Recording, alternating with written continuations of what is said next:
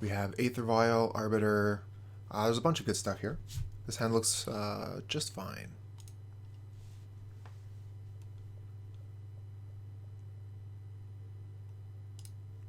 Start with the Aether Vial, and then we'll probably be playing Thalia next turn.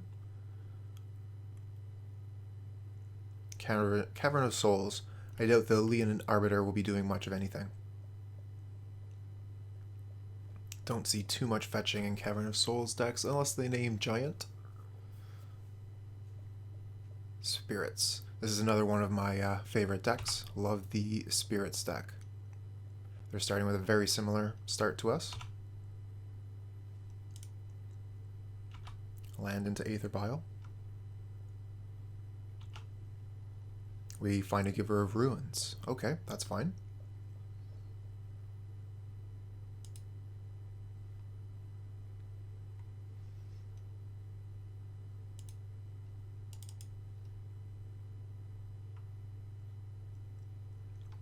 Play our Thalia out, and we'll put Giver of Ruins into play on the end step. Thalia will be a good attacker with First Strike.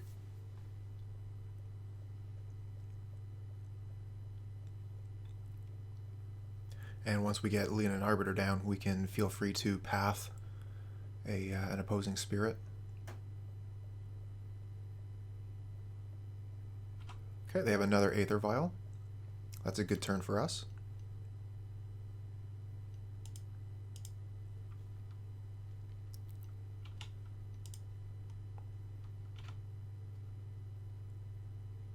They're spending 2 mana to just play the 1 Aether Vial, but they do still have 5 cards in hand.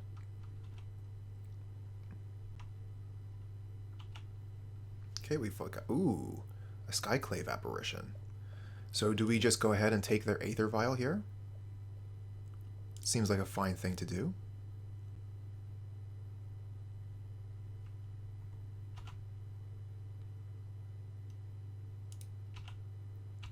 We're going to attack with Thalia.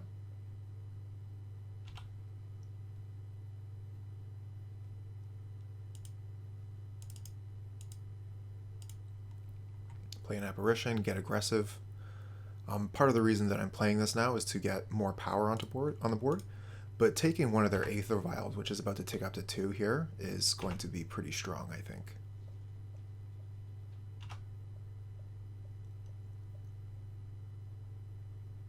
Okay, we have a Leonin Arbiter that we can cheat in a minute.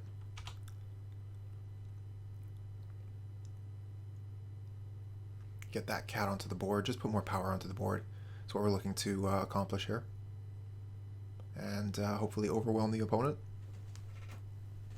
before they can put down some of their spirits. Are going to be bigger creatures than most of ours.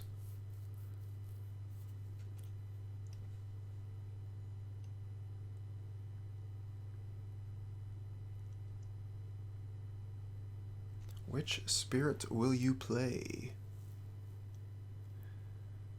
No real reason to be holding up a spell queller necessarily. They could have Rattle Chains. Would be a good instant speed spell here.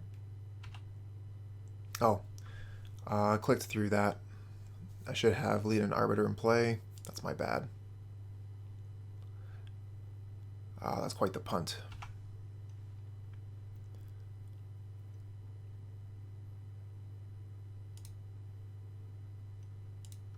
Okay, we find Field of Ruin, which would be quite nice if we had Leonin Arbiter in play.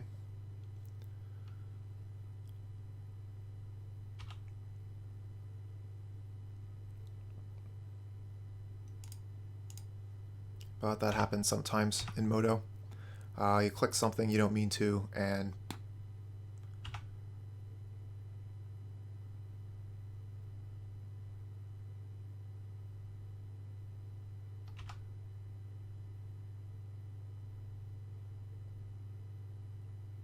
okay, we're going to go ahead and put Arbiter into play, and we'll hold up Path.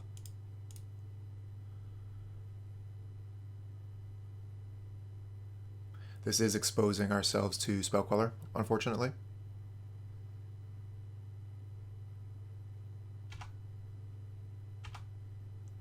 So this is one of the things we could have avoided if we had played the Aether Vial properly. We do have the option to path the Spell Queller. It will give them a land, however.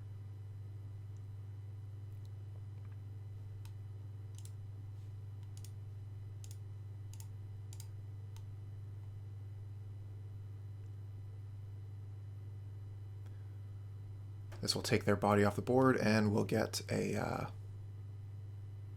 creature back.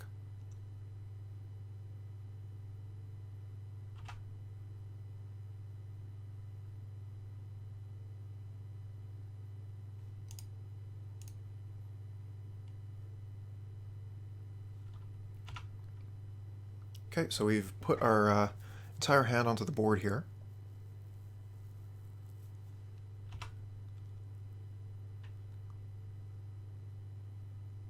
And opponent has a pair of Noble Hierarchs, so they've got all the mana. Aether Vial at 2. They can definitely pull some tricks at this point. Be nice to draw a Flickerwisp, so that we could play some tricks of our own.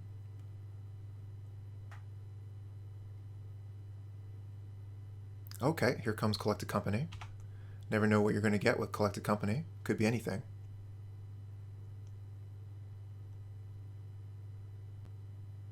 Okay, Batterskull Captain, Supreme Phantom. It's a pretty good one from the opponent.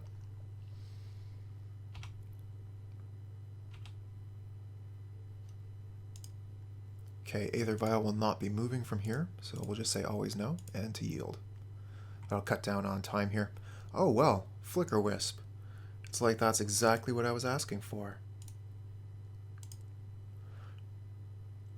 So the question is how we're going to best use it.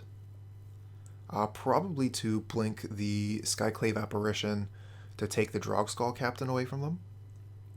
And if we're going to do that, we probably have to play the Flickerwisp on our turn.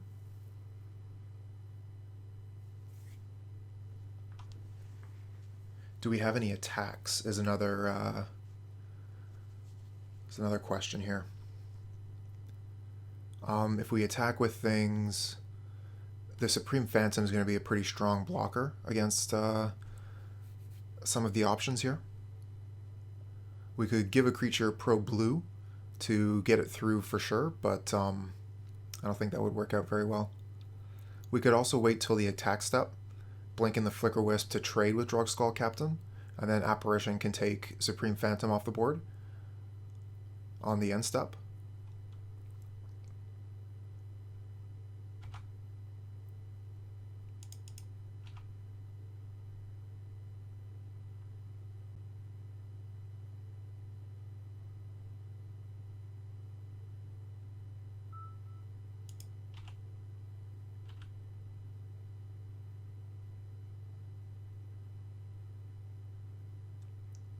Still have 3 cards in hand too.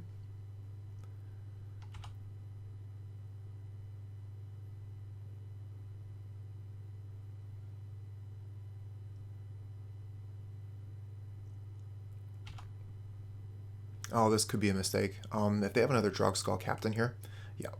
So I definitely should have used the Flickerwisp earlier. Being able to blink the Skyclave Apparition, unfortunately the Batterskull Captains are too big for the Flickerwisp to block and kill. We could flicker the Supreme Phantom, and that would mean that I could block a Batterskull Captain.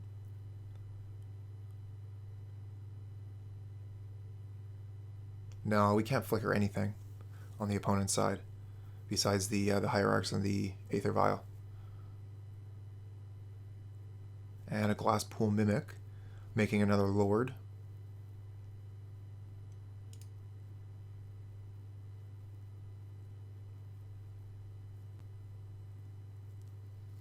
We still would have been in quite a bit of trouble if they had made some Supreme Phantom and whatever else they could have been doing.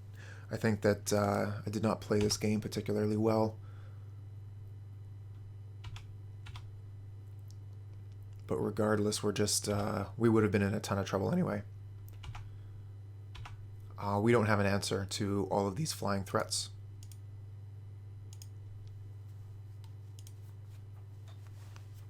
So we're going to restart, reboot, try again. do better. Let's see here. Definitely want the Winds of Abandon. The Relic-Warder could be useful to take a Aether Vial off the board. And Thalia just isn't going to be that good.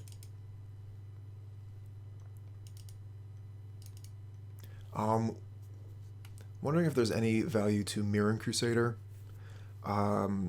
Protection from green doesn't really mean much. The double strike would be nice, but yeah, I don't think it's good enough.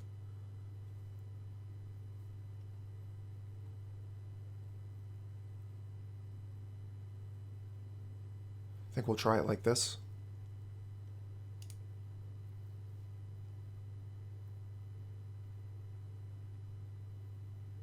Oh no. We have 2 lands, Aether Vial, a bunch of fantastic 3-drops, and a Path to Exile. We'll keep this.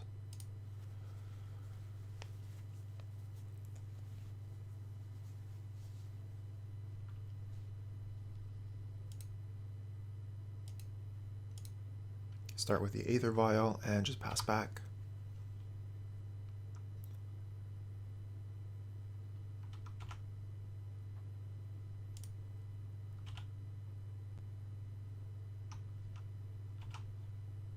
Okay, another 3-drop. We'll just pass back here. We have nothing to do. Once the Aether Vial ticks up to 3, we're in business. And we are on the play. So hopefully we'll be able to interact with whatever they're doing. Multiple Skyclave Apparitions and multiple Flickerwisps should be quite good versus Spirits.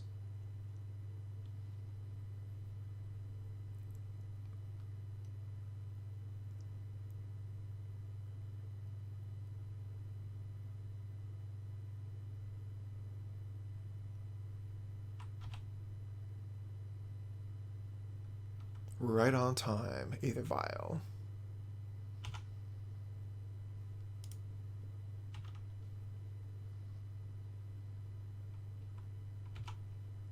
Okay, we get Giver of Ruins. We can go ahead and put that into play. And pass, holding up Path to Exile. Next turn we have access to the Apparition.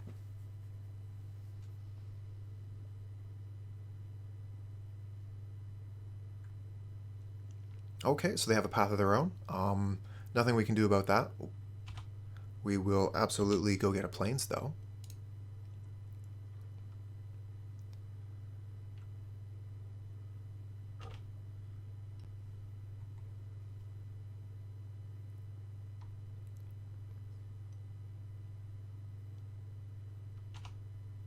Okay, another Aether Vial. They still have 4 cards left in hand. I'm wondering if I should go for the Aether Vial again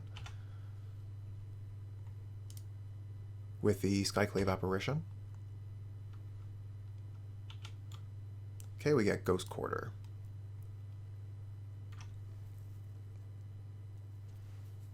Could take both of the Aether Vials away if we wanted to,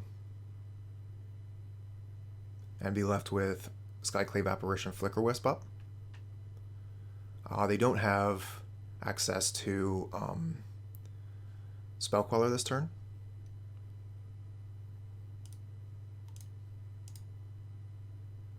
Yeah, we'll hold up Path.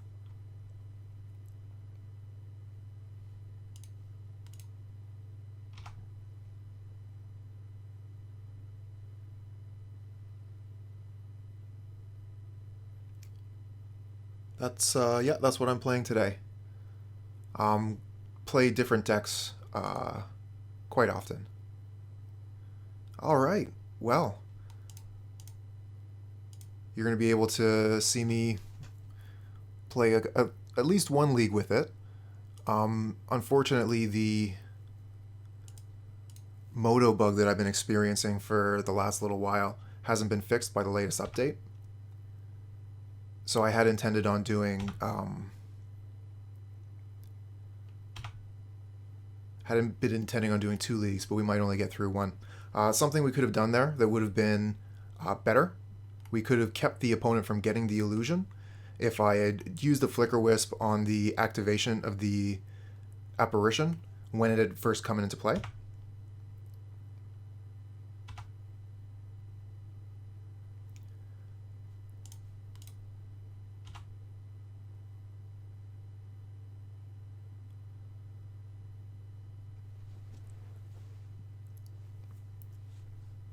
So definitely making a couple of clumsy mistakes after coming back to the deck.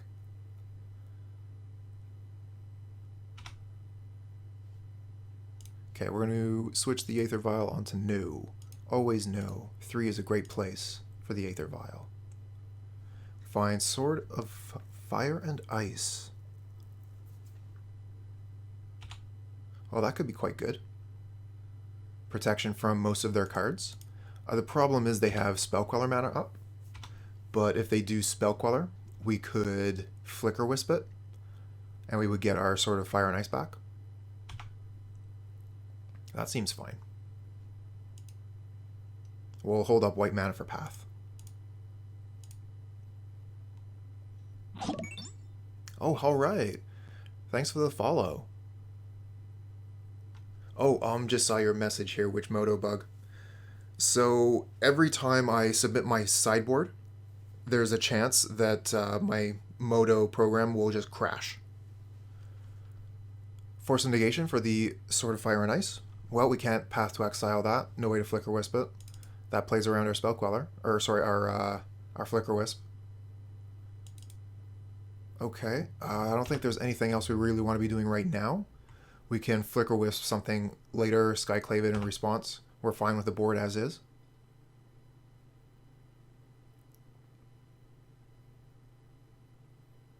Ah, Rattle Chains. Okay. So this is going to give all of his spirits flash.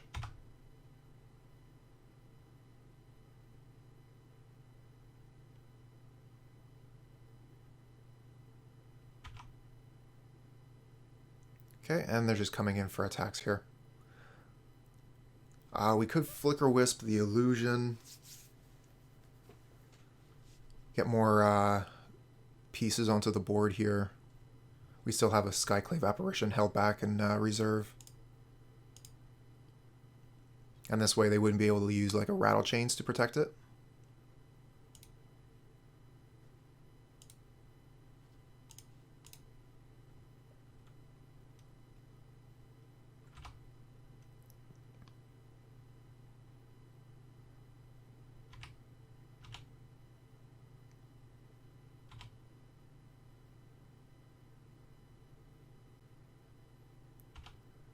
Okay, so Mausoleum Wanderer blocks the Flickerwisp quite well.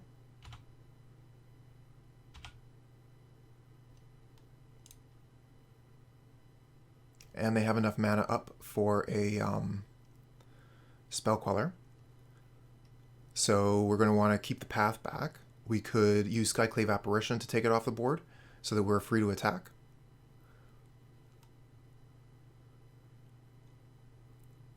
We could run something right into it. We'll have Giver of Runes back up for later. Let's see if they do anything if I cast the Giver of Runes. No, they'll just let it resolve. We might keep the Flickerwisps back this turn.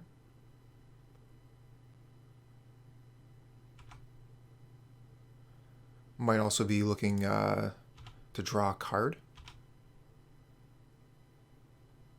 Now they can't flash in any spirit here. Give the Mausoleum Wanderer extra power and toughness, but they only have one card in hand. So they won't want to use it if it's a Spell Queller.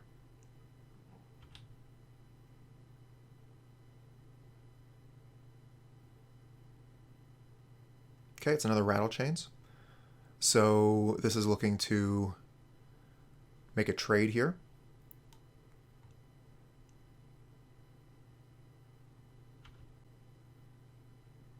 Yeah, we're fine with that. It'll give them a little 1-1, but their 1-1 illusion won't fly. It won't be a spirit.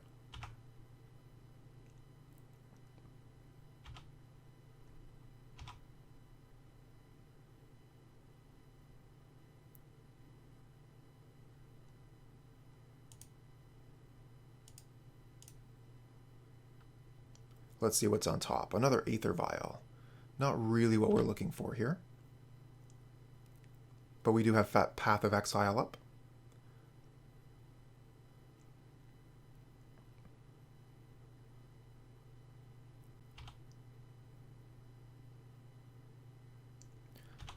Don't intend on blocking at all here.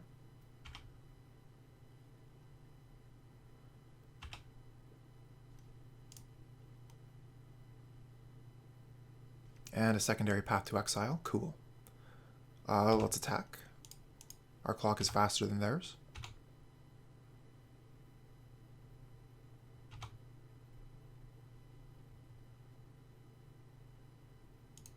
And I guess we can just go ahead and play the second Aether Vial, why not?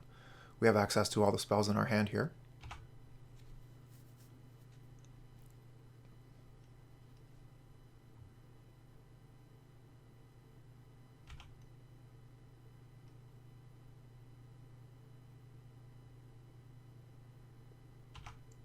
This is fine. We're still going way faster than the opponent.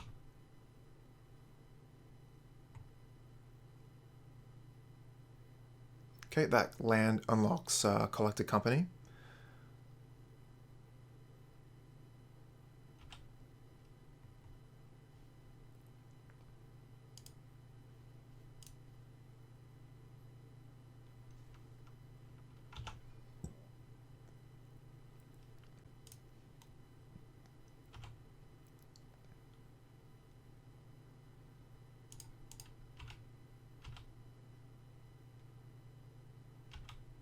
Okay, so they're going down to 7 here, and going down to 5.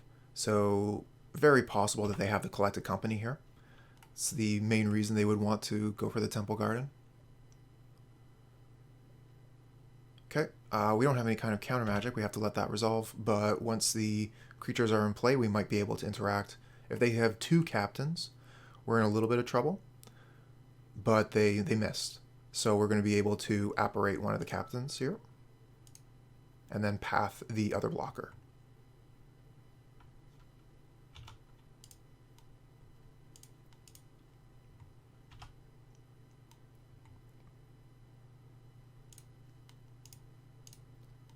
Okay, this should end the game.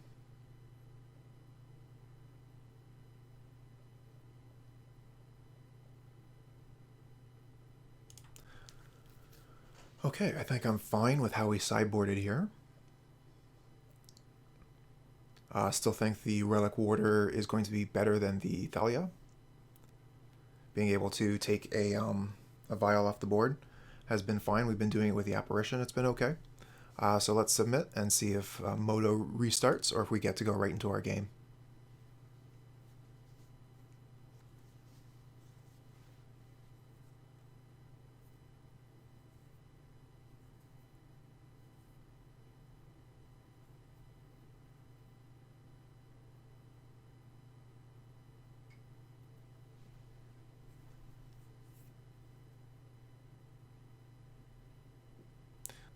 Quite a few lands. We've got Stoneforge Mystic and Batterskull. I think Batterskull could probably be pretty good in this matchup. And then we could give it protection from blue or something with the Sophie. We have Path to Exile to get rid of Drugstall Captain if we see it, or if a Spell Queller hits us. This could be good. Okay, Giver of Ruins is nice. Play Aether Vial first.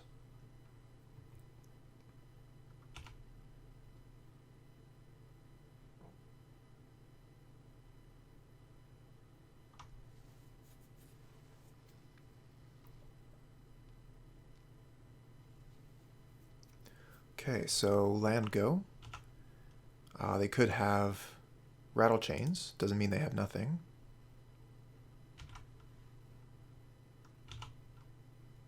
Okay, another Mystic. So we'll play the Mystic here and then hold up Giver of Ruins with the Aether Vial. And hopefully we'll actually remember to put it into play. So the question here is, do we want to get the Maul or do we want to get Sophie? Sophie gives protection from various colors. The Maul means that our creatures could block. So putting a Maul on the Batterskull would mean we would be gaining life both on the attack in and the attack back. We also have another Stoneforge Mystic here, so we're actually just going to be getting all the equipment. We'll get Sophie first.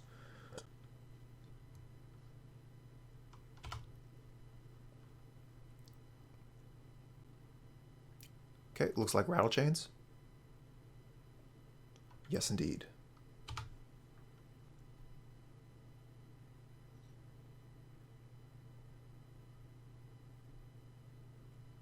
Okay, Temple Garden untapped, so they're ready with a Spell Queller. Could be anything, though, because of rattle chains.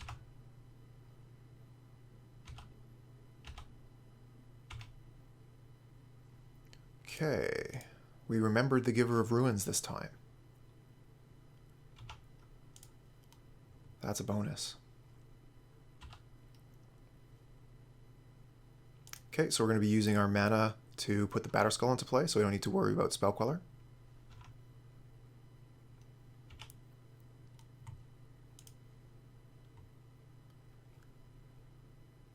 So basically we just pass here.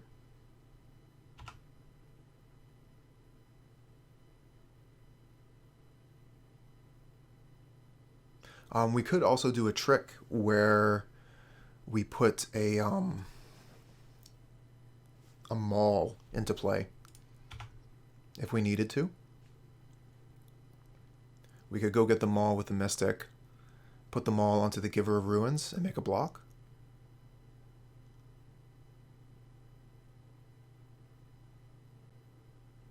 Okay, here's a Captain. So we're going to want to hit that with a Path to Exile right away. We'll set a stop on our end step here. And we're going to hit it with Path now, so they can't Spell Quell or put another Drogskull Captain into play in response. This is the only way to guarantee that we get the Drogskull Captain off the board. It does give them that extra land, but it's worth the risk. Or rather, it's not worth the risk to try and get that land to come into play tapped. There's too many things they could have to blow us out of the water with that path.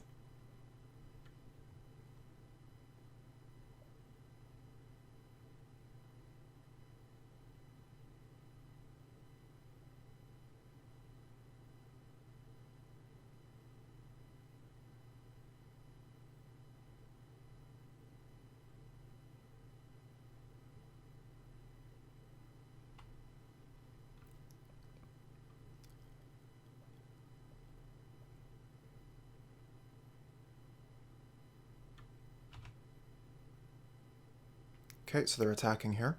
This would be the point where we would try and do a trick with Maul, but they got all this mana untapped. I'm too worried to try and do that trick.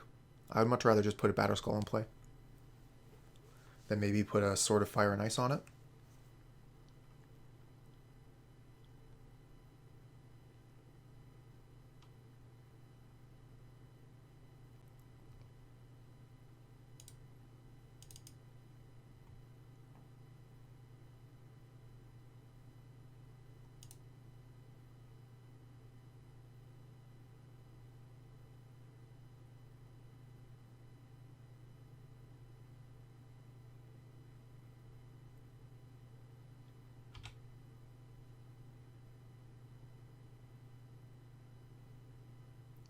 Okay, so we're also going to use our Aether Vial here, put our Stoneforge Mystic into play. Go get our last piece of equipment.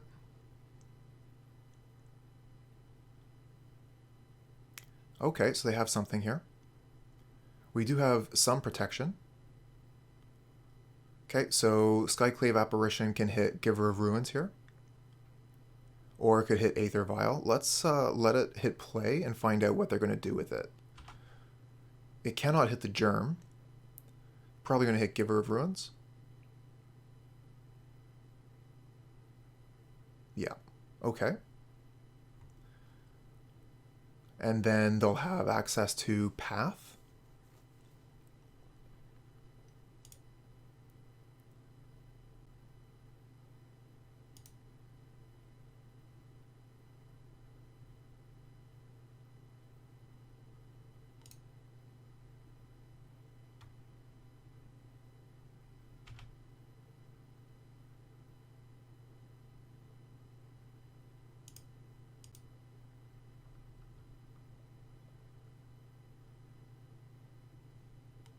Alright, let's get this other thing going.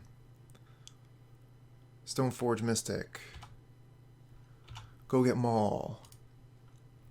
They don't have enough mana to stop me from with a spell queller here, but they could definitely have a path to exile.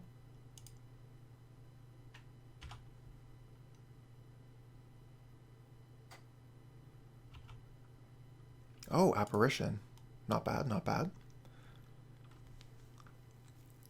So I'm thinking about just going ahead and putting sort of Fire and Ice onto the germ here. We could also put the Sword of Fire and Ice onto one of the Mystics to kind of diversify, because if they have the path to exile, then the germ is just doing nothing this turn. And I think I would rather put Sword of Fire and Ice onto the other Mystic rather than Maul. Put the Maul into play maybe the next turn.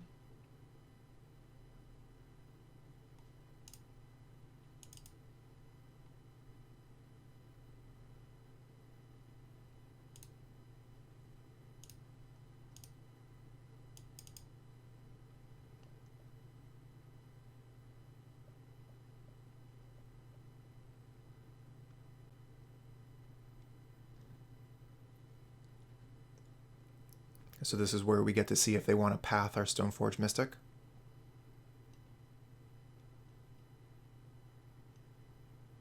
Okay, not yet.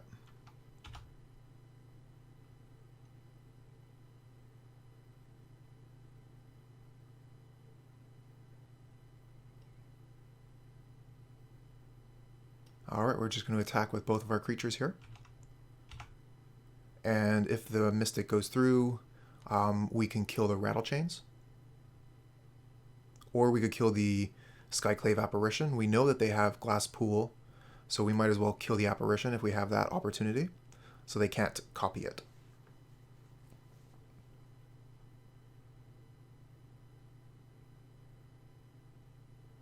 So they're in a pretty awkward situation here if they don't have the path.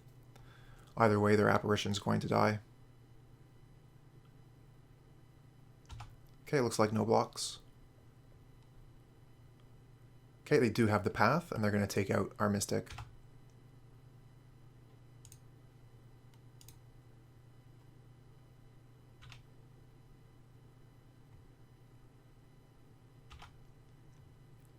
Alright, so if they try and make a copy of Apparition, we can apparate their Apparition so that they can't. Then they would only be able to make a copy of Rattle Chains. Just thinking about what to do if Glass Pool comes into play. Alternatively, if they cast Collected Company, we should probably Skyclave in response just in case they hit Glass Pools. But what if they do nothing? Are we supposed to just hold this back?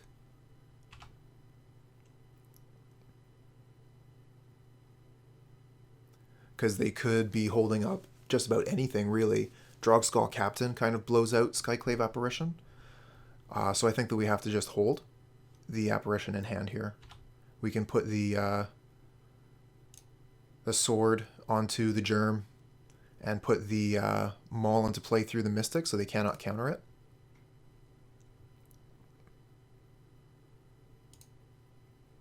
Okay, another Aether Vial.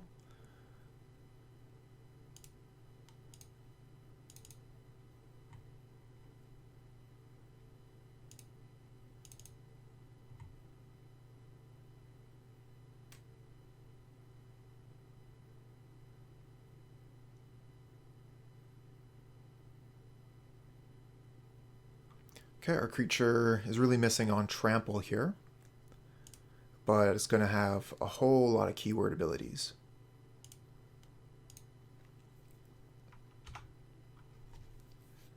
It's got Flying, First Strike, Lifelink, Vigilance, Pro from Blue, Pro from Red.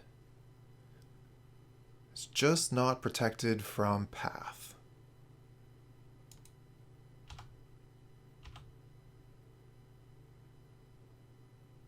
Skyclave Apparition coming in could take one of the 2 equipments. So this is 8 damage. If we Sword of Fire on them, that's not lethal. So I want to get rid of the Skyclave Apparition still, so they can't copy it.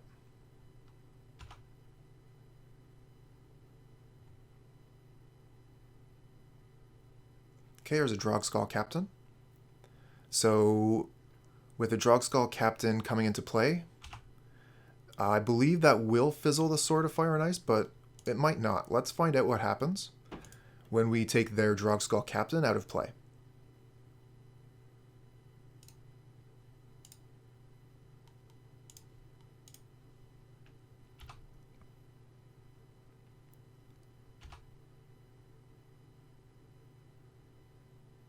Rattle Chains would have fizzled it because it would have given the creature hexproof, but this time the hexproof has fallen off. Okay, cool. Alright, so we have 1 mana left over. We could play the Aether Vial here, or we could bluff a path. Either way, it's looking pretty solid on our side here.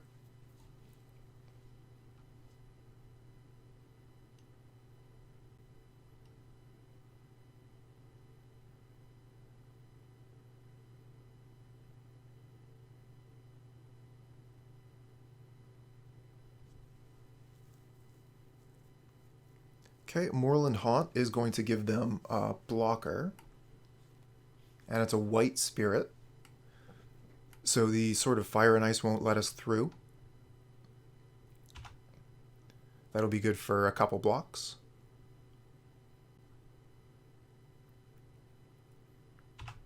On the other hand, we also have these ground forces here.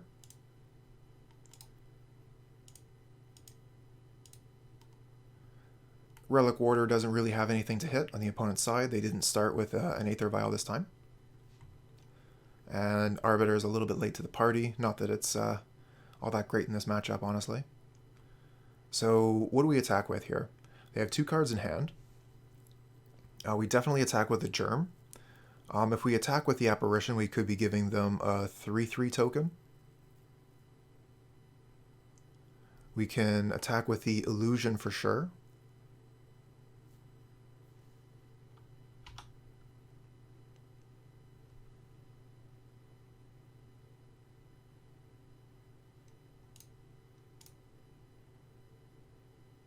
There is the option to attack with everything, but we might just be losing out on value if they play strong creatures. They are quite close to game over here, so being aggressive, there's definitely some big value in that.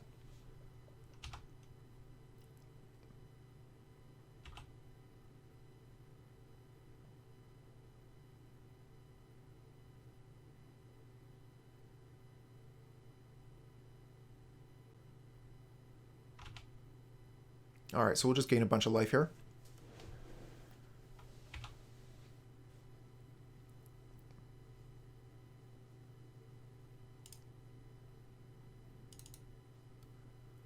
Play Leonin Arbiter. And we'll pass.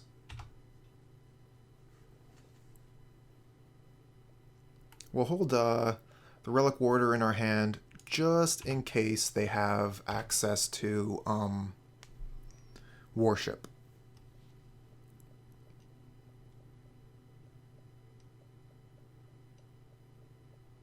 Okay, so they currently have nothing that can block the Germ. The Moorland Haunt doesn't have any creatures in the graveyard.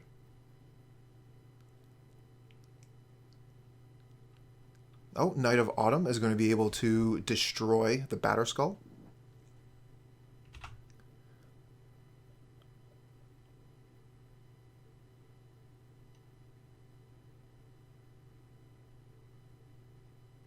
I think that we still win in that case. Sword of Fire and the Maul will be enough. Okay, no, they're destroying the Sword of Fire and Ice. Okay. So yeah, it no longer has Pro Blue. Makes sense. Now they can start blocking it every turn.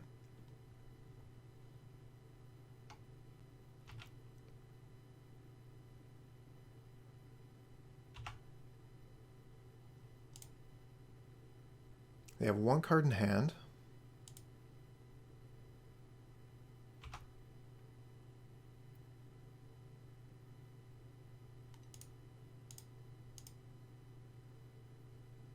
I think we'll attack like that. Got under 5 minutes left here. Mausoleum Wanderer. I think they're going to have enough power here to kill the germ. We're going to be able to transfer equipment over to other creatures. So it's not like we're really losing very much here.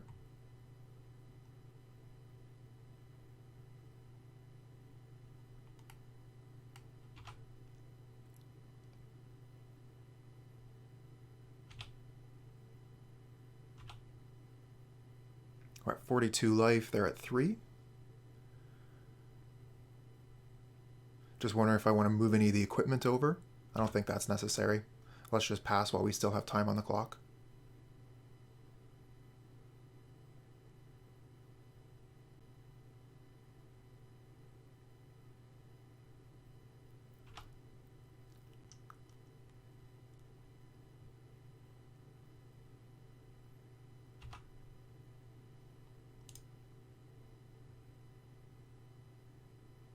Oh, Flickerwisp is cool.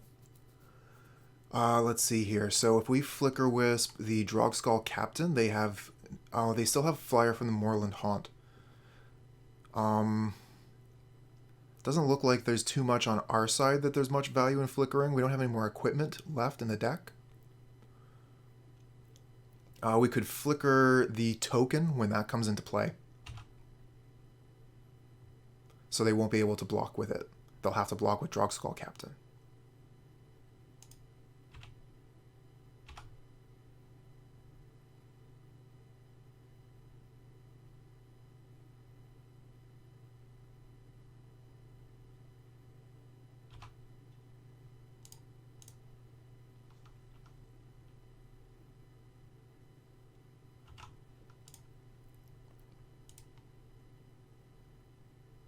Oh, it has hexproof because of the Batterskull Captain. Dang.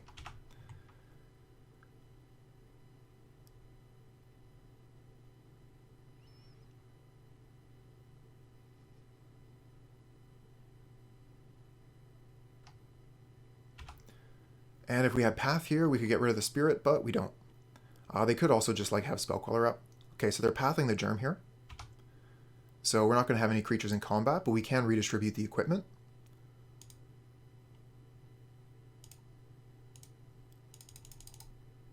So we'll put Batterskull onto this flyer, and then next turn we'll put the Maul of the Skyclaves onto something else so that it will fly.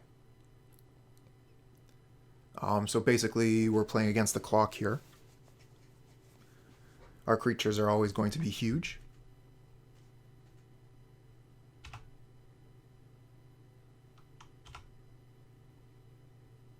But they're putting up quite the roadblock here with this Moorland Haunt.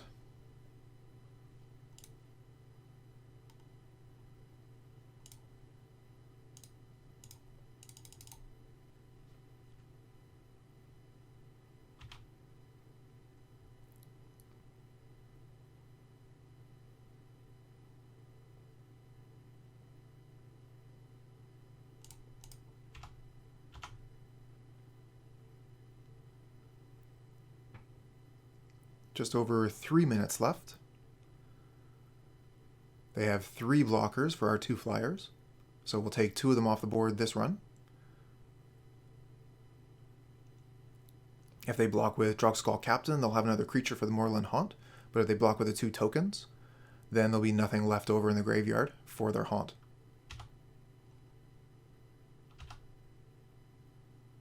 Still no reason to play Relic-Warder here, so we'll just pass. Got a ton of life, not worried about that.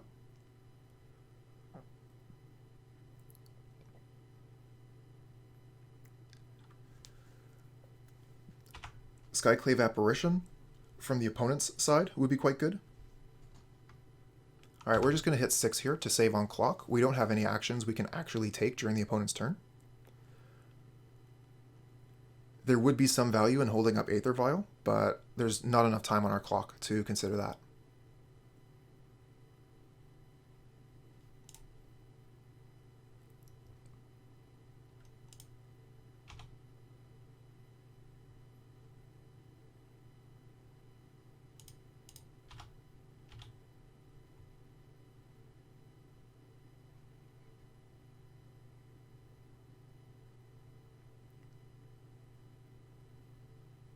Well, it can't be another Drogskull Captain because they don't have a Rattle Chains in play. So they just block. Now they can make more creatures with the Moorland Haunt, unfortunately. 3 minutes left. We'll just pass. We have plenty of life. We don't need to worry about moving the Maul around to block. We'll just attack every turn.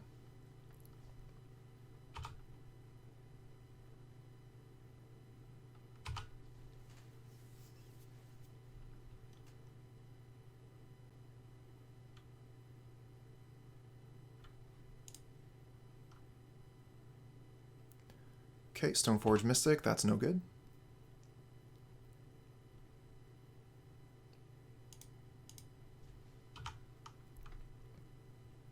Okay, still got 2 minutes and 50 seconds.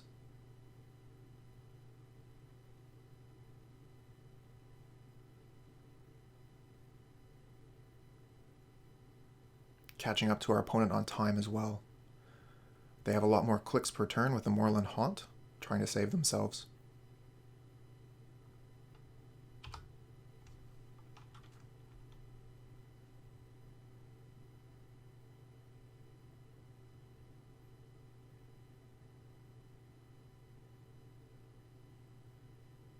Do they actually get a collected company here? Oh no. Okay, they get Supreme Phantoms. Still not going to be enough. I mean, it is going to save them for a couple more turns. They'll get another Spirit from the Moorland Haunt.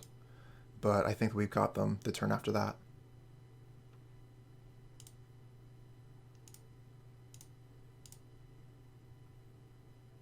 Oh, a Flickerwisp. Okay. So we could flicker one of the Phantoms out of the way. They could have Rattle Chains here. Let's see if we can do it, and if we can, we just win the game.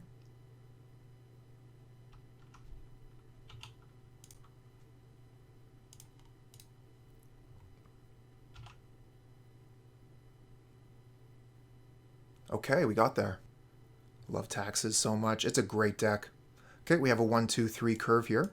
Not a huge fan of the double pain land, but we'll keep.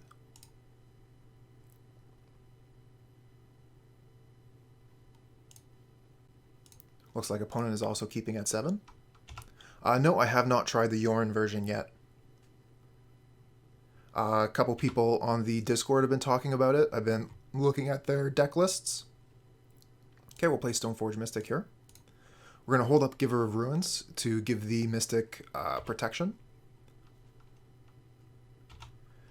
And I'm wondering if we want to go get Sword of Fire and Ice. We're seeing the Creeping Tar Pit. We have the second Mystic, though, so maybe we just go get Batterskull to start.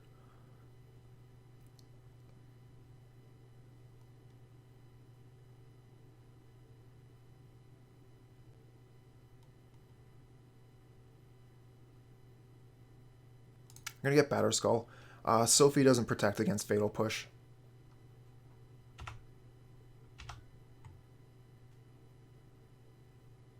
But we got the other Stoneforge Mystic here, so if we manage to resolve the second one, then we'll go get Sophie. There is a question of if we want to play the Archon, but I don't think that our opponent is going to be playing more than one spell per turn. So we'll just hold up mana for the Stoneforge Mystic here.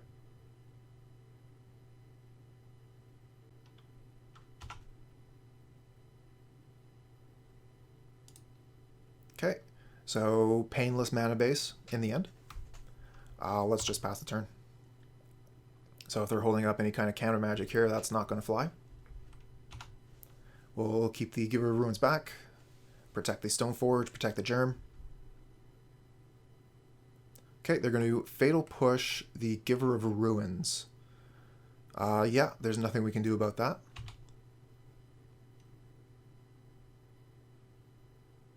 The land's coming into play. Yeah, you're definitely right on that. It just so happens that the last land they played was basic, but they're going to have a lot of non-basic lands in their deck. I will bet on that. The one thing we could be doing, though, next turn, depending on how they tap. Well, okay, well, Inquisition coming in, so they're going to be able to take either Stoneforge Mystic or the Archon. But that doesn't hit Batterskull, so we'll let them see. One thing I was thinking is we could have played Stoneforge Mystic, activate Stoneforge Mystic, so our Batterskull would attack for 6. But it would probably still be better to just go get Sword. Okay, well that's off the table. We'll put the Archon into play next turn.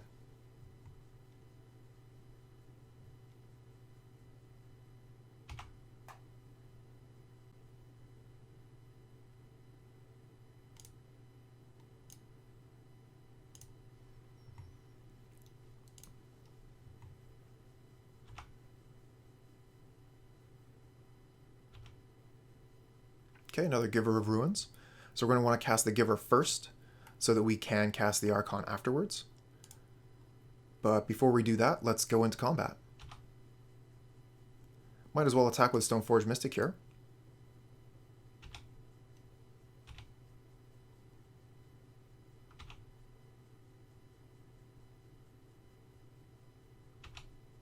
Okay, another basic. And they have the Fatal Push for the Germ. We'll be able to equip that to something next turn. Let's play Giver of Ruins, and then the Archon.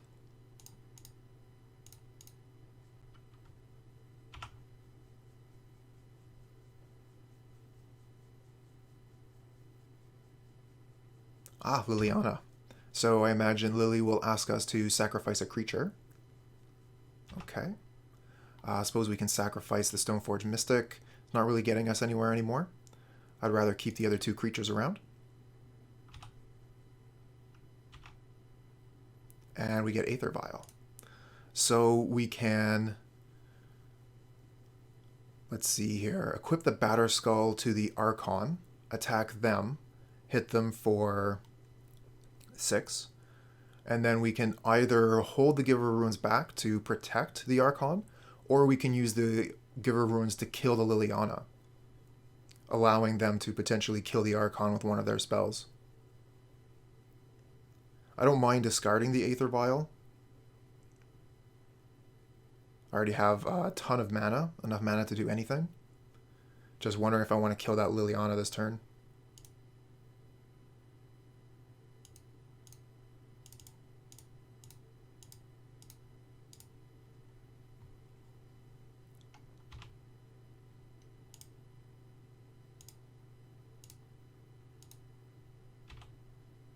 Alright, we're in for killing Liliana. Taking the shields down a turn. The Batterskull is what's really important, but would not be a huge fan of losing the Archon.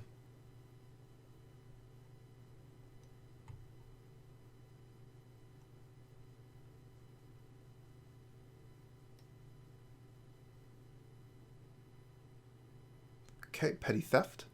So they're going to return the Archon to my hand.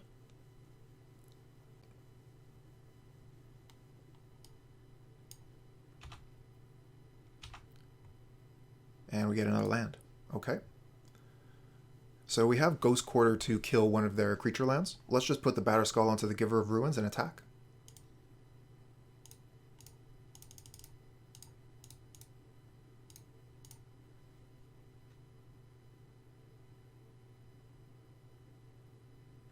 I don't want to play into whatever counter magic they have. I'll just attack with this giant life-linking creature. They only have 2 cards left in hand here. They're going to Cling to Dust, the Polluted Delta, looking to draw a card.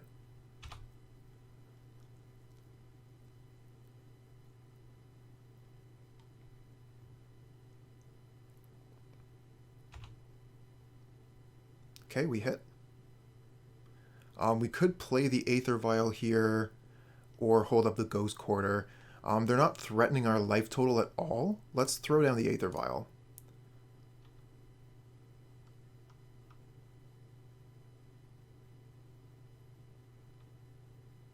We're at 26.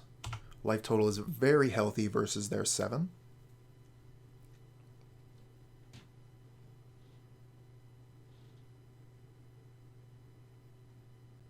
Okay, here's a Jace. So that's going to be able to put the Giver of Ruins back to hand, I guess.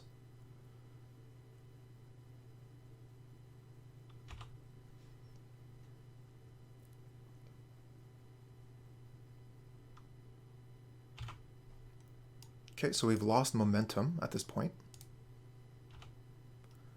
Opponent only has one card in hand, though, so we could definitely get it back. They have 2 lands untapped, 1 mana. We have 5, 6, 7 mana. Not quite enough to return the Batterskull and replay it, but the Giver of Ruins is free, so we can cast the Archon.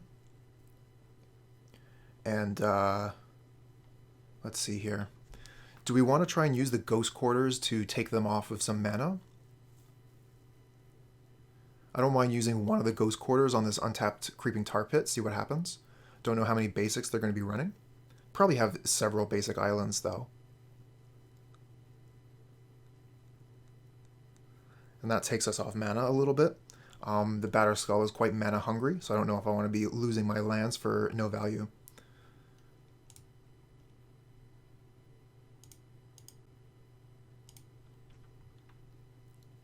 Okay, we get the Archon into play.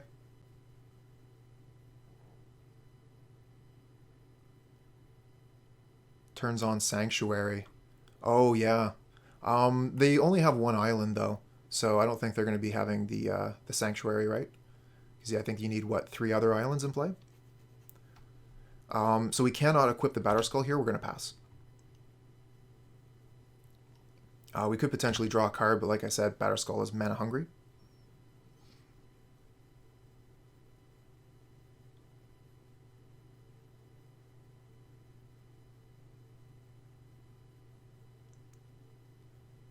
Thought the duel was a shock. Oh, the Sunken Ruins, perhaps?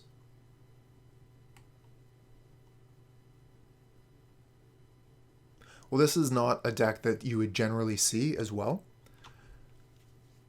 This looks like some sort of blue-black control pile. Liliana the Veil, Chase the Mind Sculptor, Brazen Borrower, Inquisition, Fatal Push, Opt, Cling to Dust. Like, there's a lot of good cards in this deck, but we generally don't see them all put together in quite this way.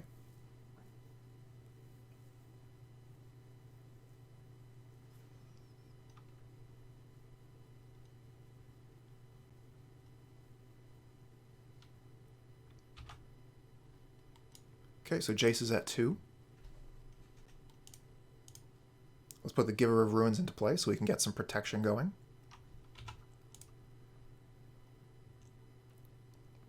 And player can only play 1 spell, so we're double protected. Let's take this up to 2. And we get Flickerwisp. Interesting.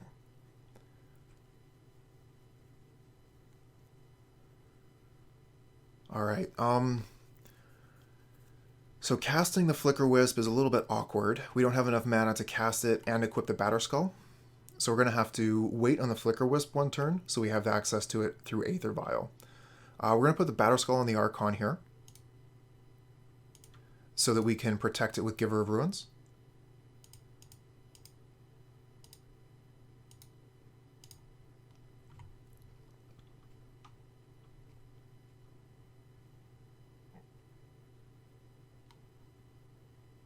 Bit of a hassle that we can only get them to 1 here and not all the way dead. So that means we have to choose between killing Jace and putting them to 1.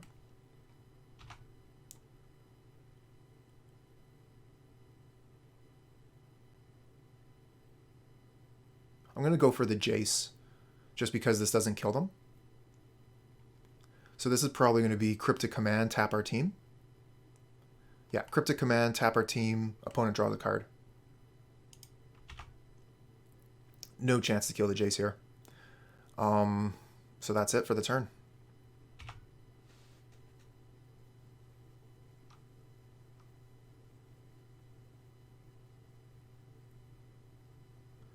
Side effect of tapping our Giver of Ruins is quite strong for the opponent as well.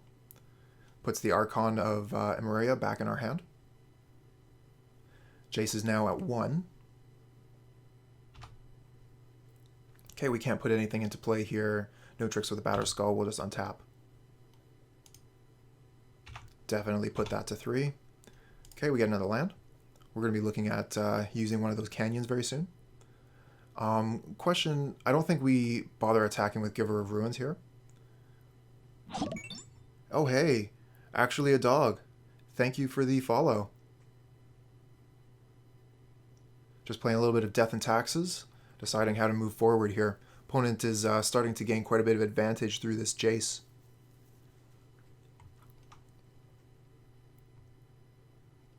Maybe we Flickerwisp the Batterskull and cheat the Archon in when they have a spell on the stack or something.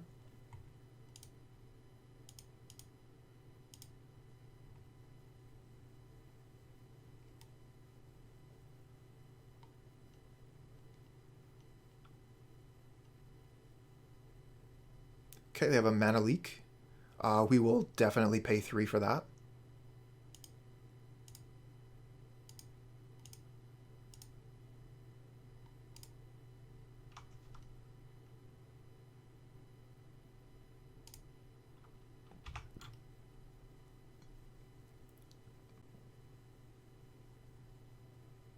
Maybe they have a second mana leak, because that would actually counter the spell.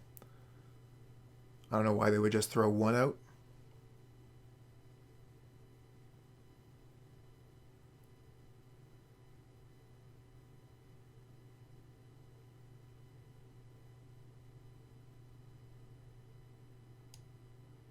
Okay, it resolves. Excellent.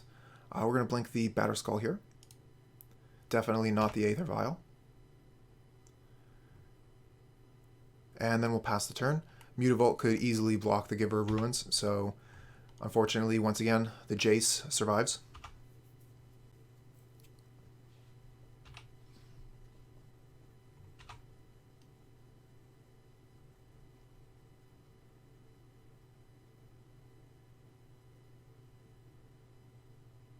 Brazen Borrower coming into play. Okay. That can only block flying creatures. That does not block a Batterskull. And if they try and activate lands... Oh, what's this coming in? Okay, they're drawing a card with Cling to Dust.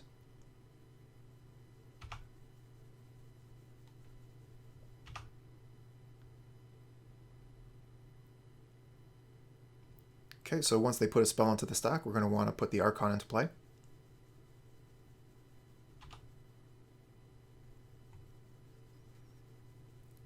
They get to use the Jace again. They've gained quite a bit of card advantage from that over the course of the game. Never been able to kill it. So there is the question of, do we give the Flickerwisp protection from blue to get it past the Brazen Borrower? Opponent has 3 cards in hand. They could easily have something like a Fatal Push. And if they don't have to throw it at the Giver of Ruins, then that would be a gain for them. Okay, it looks like they play no spell. We're still going to put the Archon into play. Oh, no, they're spending mana on something.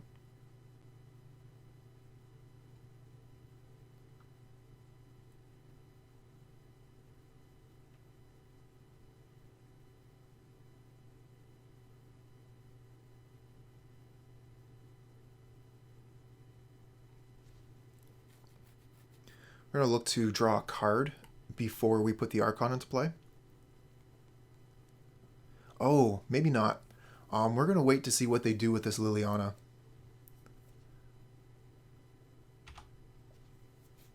They're going to make us each discard here, because then we can throw the card into play. They wouldn't dare do that. Okay, they're going to ask us to sacrifice. That makes more sense. We can sacrifice the Flickerwisp, because the Brazen Borrower was going to block it anyway.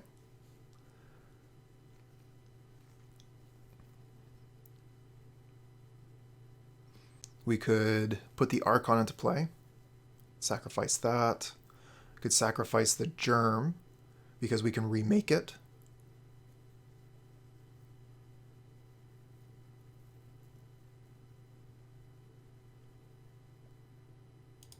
Get rid of the Flickerwisp here, I guess.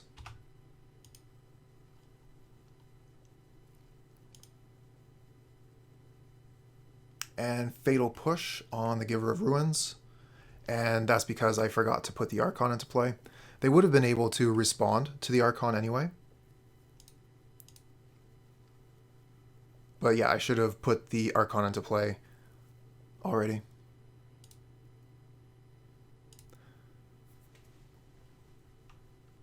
Then I might have been able to save the Giver of Ruins from the Fatal Push here.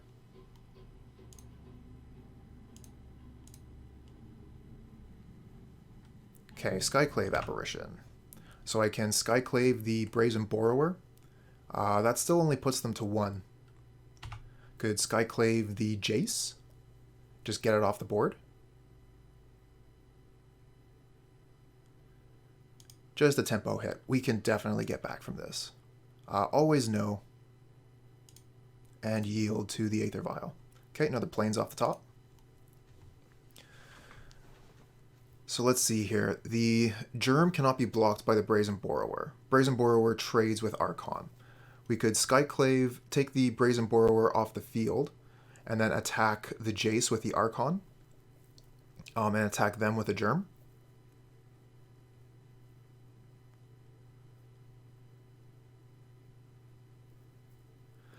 The problem is that one unknown card in their hand.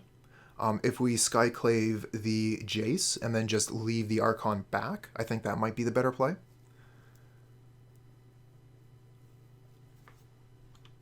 Just, you know, like guaranteed get that Jace off the board.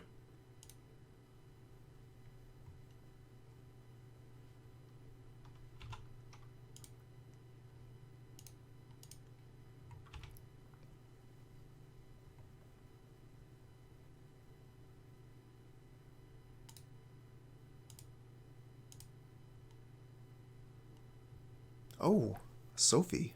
Hello. 1, 2, 3, 4, 5, 6. So we do have the mana to cast and equip Sophie. And if that works, then we win. So they need a counterspell here. Put Sophie onto the Archon, so Archon cannot be blocked by Brazen Borrower. And now we have lethal damage coming in.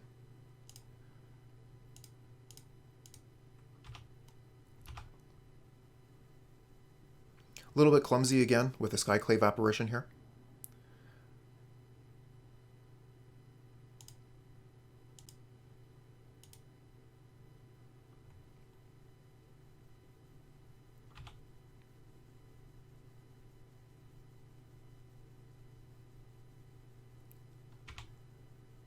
Oh, okay, so they can activate the Creeping Tar Pit. Because they have the extra land here from the Ghost Quarter. That does put them to 6, so the Archon here is going to deal 6, so we still have it.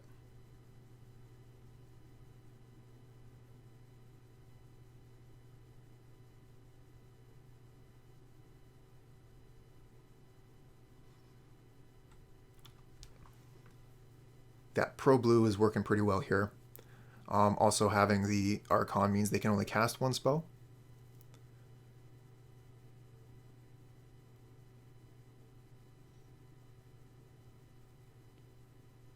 Okay, here's a Snapcaster, but they're not going to be able to follow it up.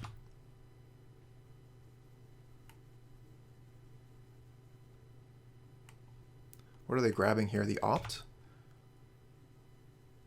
It's not going to work out for you. The Fatal Push, if you could have casted it, would have been good, but you can't, so.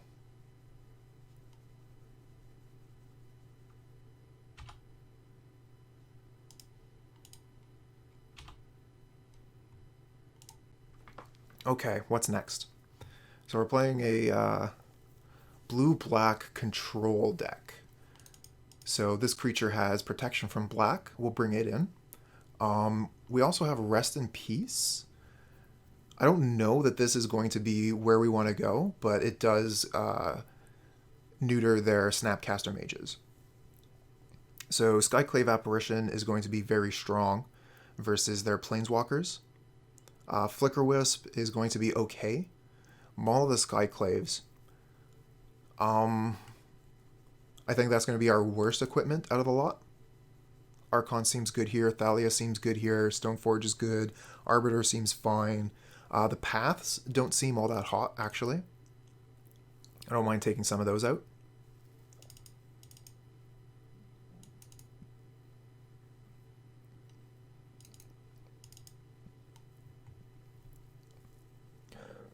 I don't know what other kinds of dangerous critters they have in their deck. If the Skyclave Apparition can't answer it, we might want to look at putting paths back in for the game 3 if we go that far. I don't think that Relic-Warder is going to have any hits, so I'm pretty sure that our sideboard is... Oh, actually, the Phyrexian Revoker is going to be quite good here. We can turn off their Planeswalkers, so let's bring in both of those. Really good at walking through your thought process. Oh, thank you, actually, a dog. I find it actually helps me as well. So we're just going to leave in the 1 Rest in Peace. We don't mind seeing 1 Rest in Peace. That's fine. But the card isn't good enough that we're going to want to see 2. The Phyrexian Revoker, on the other hand, is going to be quite good here, being able to shut off their Planeswalkers and have a body.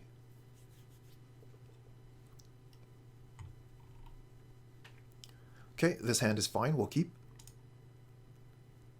A little bit heavy on the land, but we got 2 draw lands. And the Phyrexian Revoker, like we were saying before, can turn off their Planeswalkers. And we'll have some protection for it with the Giver of Runes. But we'll start with the Thalia, so we can get a little bit more information about what they're doing. Phyrexian Revoker starting on Liliana would be fine, but we already have the Thalia shutting off Liliana.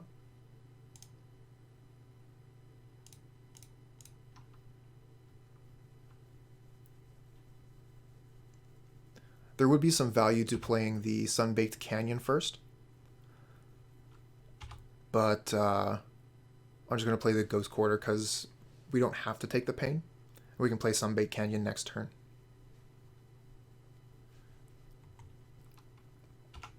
Okay, a pair of Mutavaults, so they're missing on colors. And we can play the Leonin Arbiter to Ghost Quarter their Creeping Tar Pit. Unfortunately, they have the mana, so they would be able to search. So let's see if we can get them to flinch.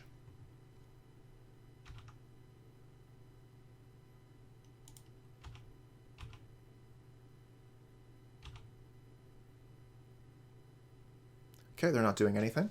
We're going to play the Canyon and the Arbiter, and we'll leave up Ghost Quarter here. I'm just thinking we could play the Field of Ruin this turn. But I don't think that our life total is going to be in any danger. I think that we're the beatdown. Okay, so they're activating a Mutavault here.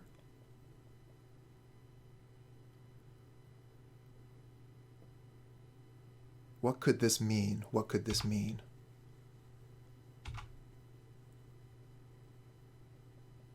Spellstutter Sprite. Okay. So we'll Ghost Quarter the Mutavault in response, so the Spellstutter Sprite will not counter the Leonin Arbiter.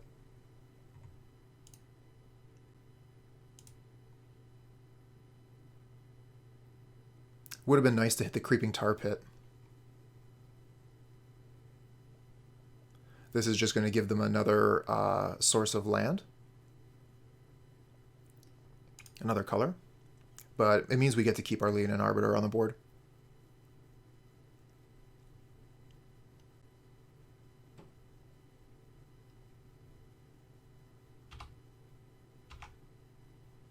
Okay, I guess we just pass here.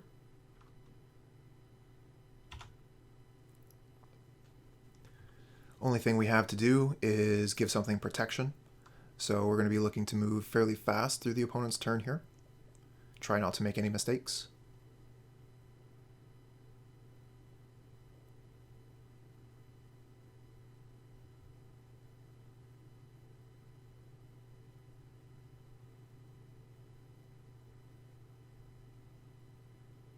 Okay, Engineered Explosives on 2.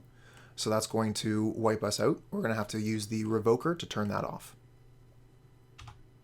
We could actually Flickerwisp it, and that will put it at 0, so that's the better play.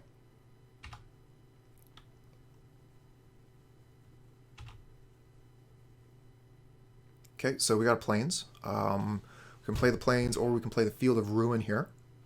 I think that there's no real difference this turn, but showing the opponent the field might make them hold back on their mana a little bit. Either way, we want to Flickerwisp the Engineered Explosives, so we're going to attack with Thalia and Arbiter to start.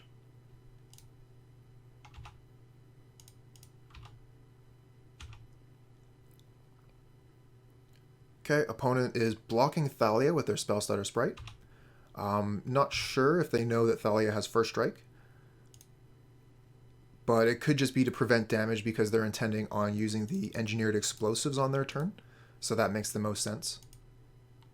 Let's flicker those explosives.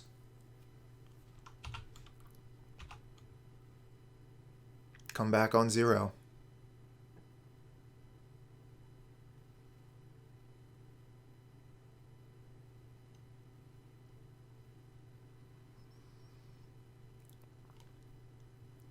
Okay, so they've got their third island.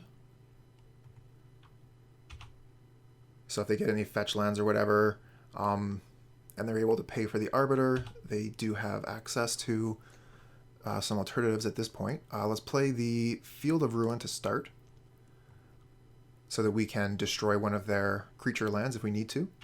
We'll go in for a combat with most of our ground forces. We'll hold the Giver of Ruins back, of course. So we really want to look at how we could possibly lose here. And I think the number one way we could lose would be a sweeper, so I don't want to play into that. I guess we'll just pass the turn here.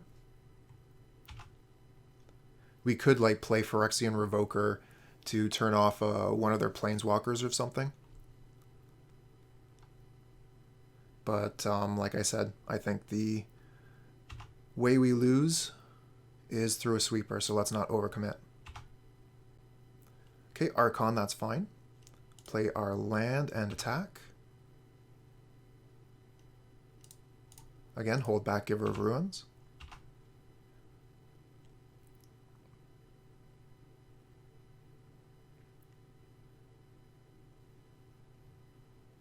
Okay, here's Brazen Borrower. Looks like they're just casting the Brazen Borrower, so that could block the Flickerwisp. We could give the Flickerwisp Pro Blue here, but there's a risk in that they'll have the opportunity to kill one of my other creatures. I don't mind trading here, just dealing 4. We have another Flickerwisp ready to go if we want, and we're going to put the Archon into play in the second main.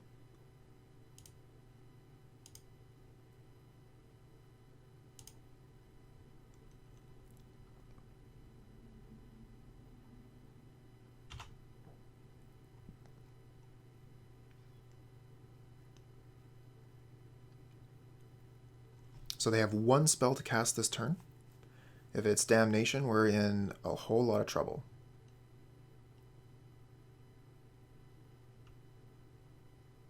Pretty sure a deck like theirs would be playing Damnation.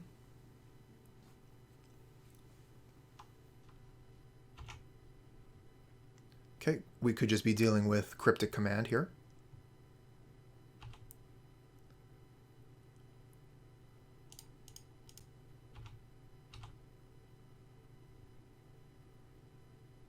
Okay, they're aiming to block with a Mutavault.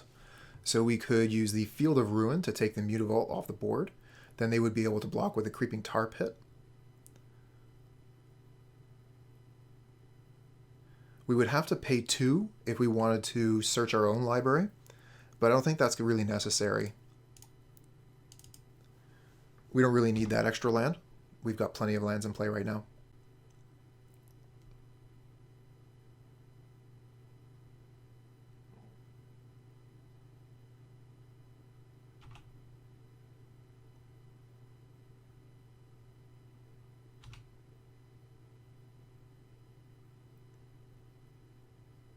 So they activate the Tar Pit, and they end up losing that land as well. So they have no more creature lands, and they're going to 1. We could give the Arbiter protection from blue.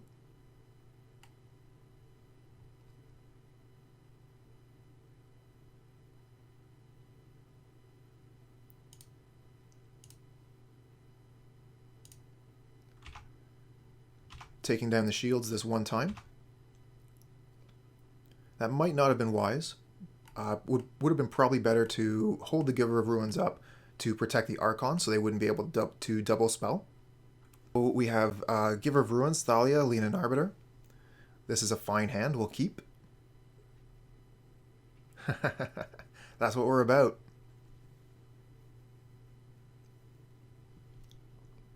Being able to bounce your Spell Queller is so nice.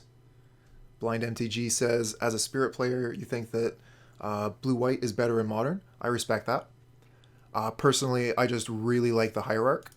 Being able to get your 3-mana spells active on turn 2, I think, is very important.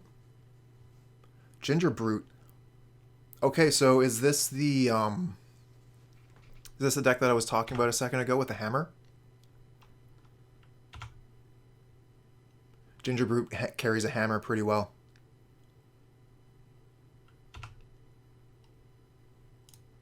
Okay, no path.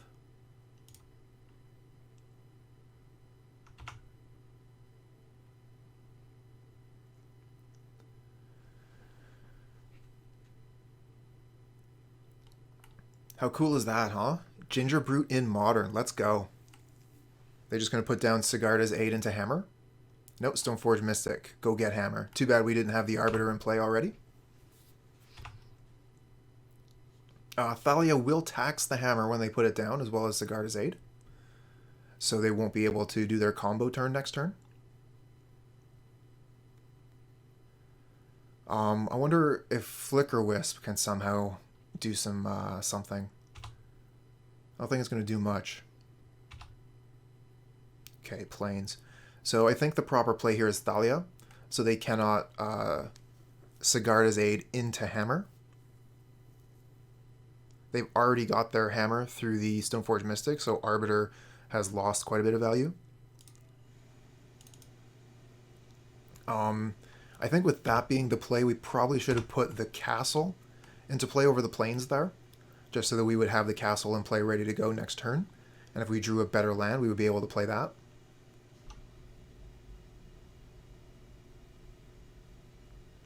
But really, we're looking to draw Path to Exile here.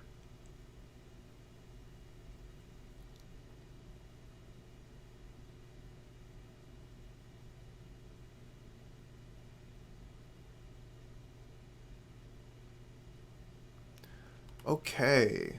Lands and land cards and graveyards can't be a target of spells or abilities your opponents control. Your opponents can't play lands from the graveyard. Okay, so we can't do our Ghost Quarter or Field of Ruin thing.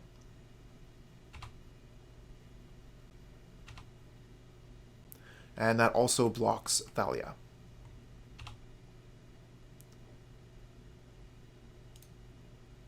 Okay, so we're looking at playing Flickerwisp. We could play Flickerwisp, blink the Distinguished Archivist, and attack for 2. Also prevents Flickerwisp from flickering their lands. Right.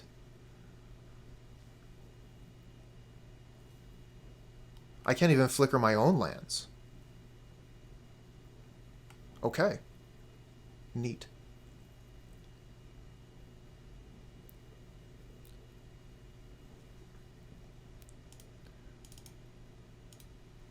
Alright, let's get our first Flickerwisp out. We'll blink the Distinguished Legend here. And then we can attack for 2. If they double block, we could give our creature protection so they wouldn't be able to kill it. Okay, yeah, they're just taking the damage here. We definitely need to get some damage in.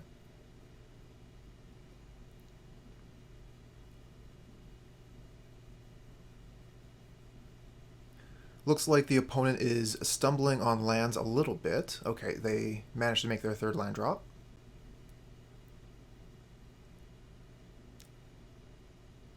Thalia still protecting us from the hammer.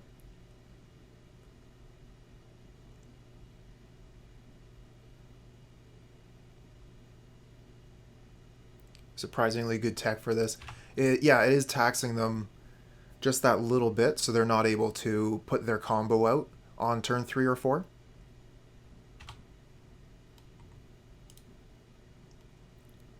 Okay, we're going to attack with Flickerwisp here, and if they block, we'll give it protection, and then we can do a blink thing, where we can blink...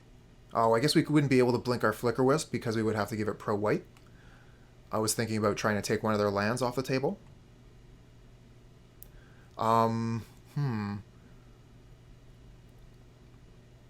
We could also just Flickerwisp the Distinguished again. Make the same play, except we're attacking for 5 this time.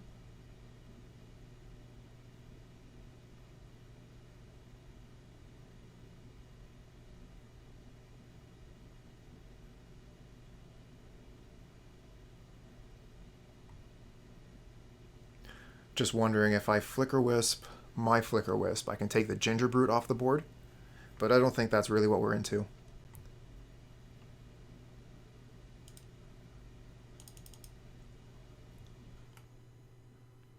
Oh, right. I could have also used the castle to prevent damage to Thalia so that the Distinguished wouldn't be able to kill it.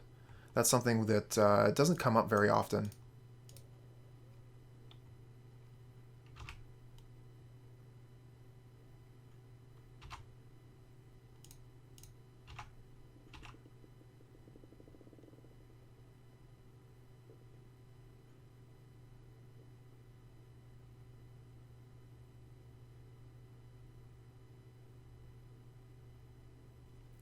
So they're probably looking to use the Stoneforge Mystic here.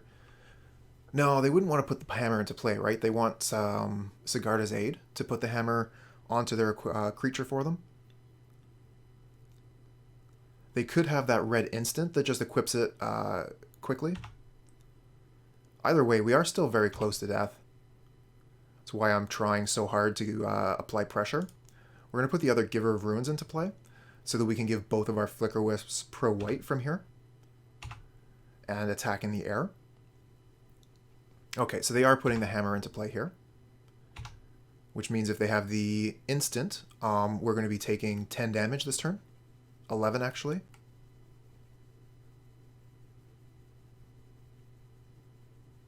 Don't know what the red instant is called, but opponent might be showing it to us in a minute here. Outfitter. Oh, okay, I haven't seen this one yet. When it enters the battlefield, attach target equipment you control the target creature you control. That works.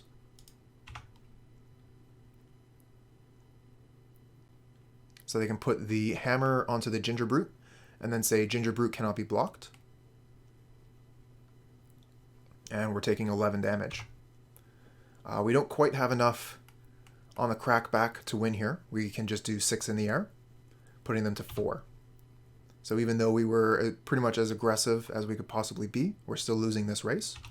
We need to find Path to Exile off the top. We could also find Apparition and apparate the hammer.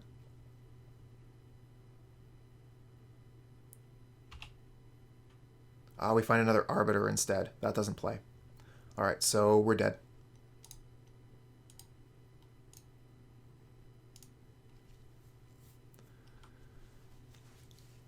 Okay, so we're going to bring in the Relic-Warder. We're going to bring in... I don't think we need to bring in the Revoker necessarily.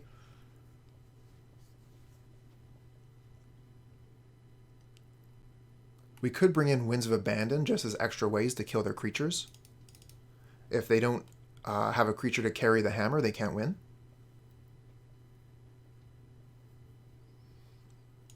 We don't really need Sophie.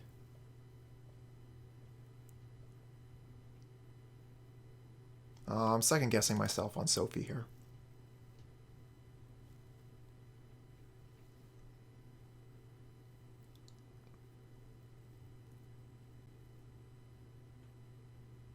So let's see.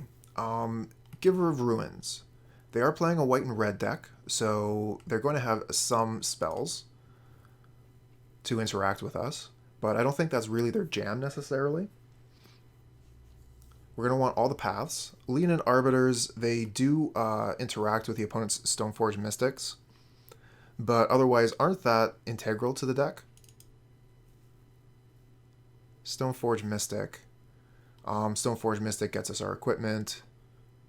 Thalia. Thalia's actually seems not quite as good in this version of the Sigarda's Aid deck as I've seen against some of the others. What about the Archon? Archon says their lands come into play tapped and they can only play one spell.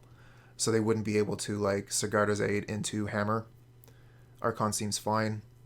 We still need to take 2 cards out here. I'm just going to trim. I definitely want to trim a Flickerwisp. I need 1 more card to come out.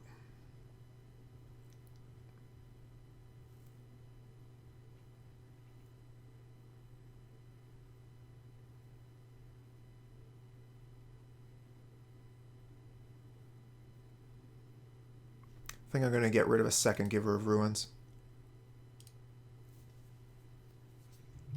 Okay. We have the path. We have Aether Vial. We have an early Leonin Arbiter. We want turn 2 Arbiter is much better than, especially on the play. So we can get it into the battlefield before they use their Mystic. We're going to keep this. We might be able to hit their lands as well with this Field of Ruin Arbiter. They did have a little bit of trouble with their lands last game. So we'll give this one a shot. I have a few good cards.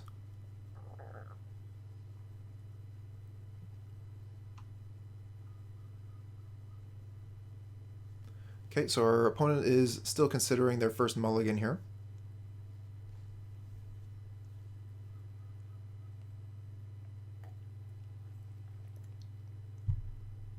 And they decided to keep at 6. So let's start with Aether Vial.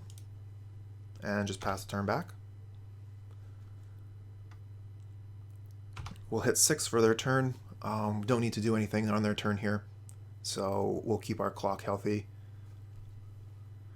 And we don't need to worry about representing anything here. Okay, so they have the Colossus Hammer into play immediately.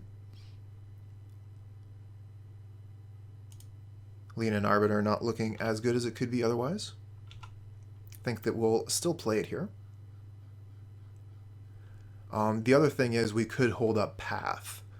So if they play Ginger Brute and somehow equip the Colossal Hammer for 1 mana, I think there's a red instant that does that, but I'm not sure. It might be like 2 mana or something.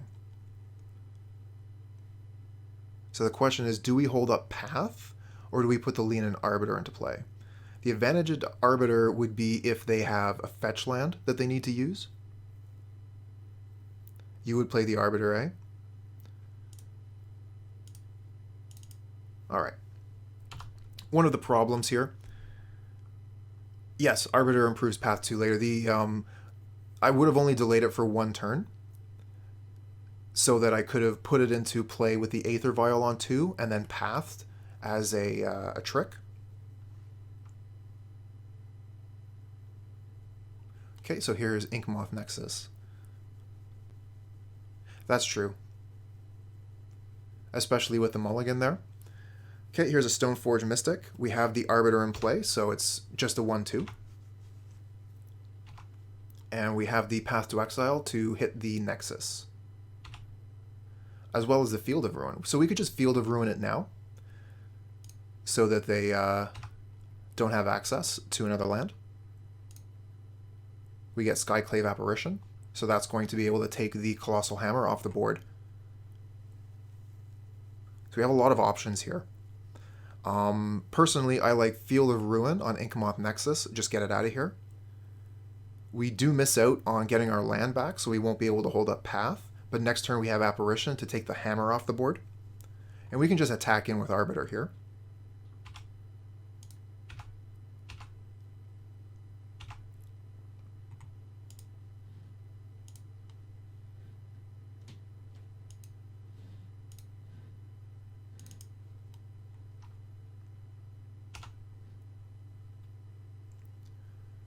really like cutting them off of their mana, hoping that that'll do something. So they are able to keep playing lands here, but it looks like they have no more plays this turn.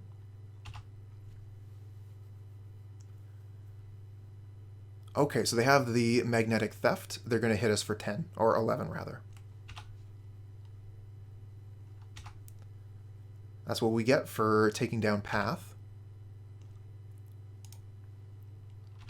But we have the Skyclave Apparition here, so we can get rid of that hammer.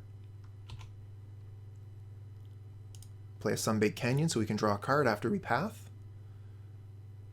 There is some value to using our Path to Exile on their Stoneforge Mystic, and then just holding up Apparition. They won't get the land this way, and we can still take care of their next threat.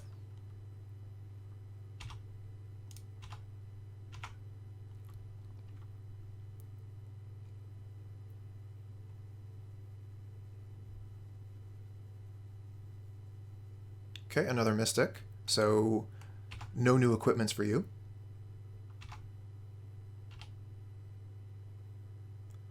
And I guess we just go ahead and apparate the hammer now. Get another creature onto the board, and then we can draw a card.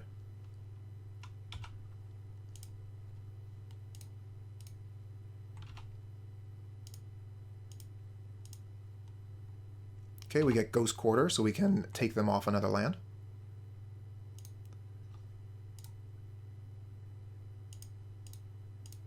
Do we take them off of white or red here? Probably off of white.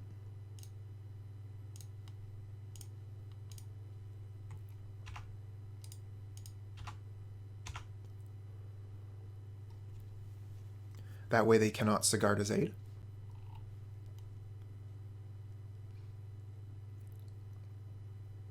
Okay, they have the Vantage. That's our next target for Ghost Quarter. But they do have 2 mana up here, so if we try and Ghost Quarter them now, they're going to be able to search. So that's not something we're into. Maybe we just play the Sunbaked Canyon, or do we play the Ghost Quarter just to hold it up? Let's look to draw a card here. I'm going to attack.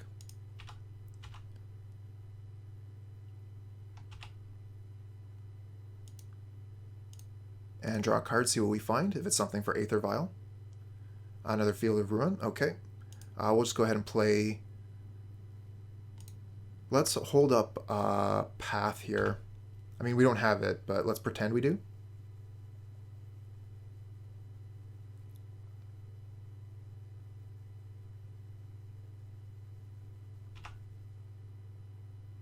No attacks, okay.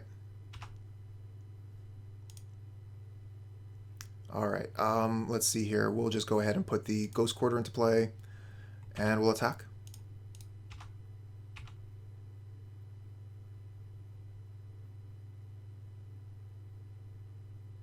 No Batterskull. Neener, neener. Okay, they're going to lose their Stoneforge Mystic here, it looks like. Oh, they might have a trick. No tricks. Okay. Might as well put this Aether Vial into play. We already have the Ghost Quarter ready to go. And we'll pass.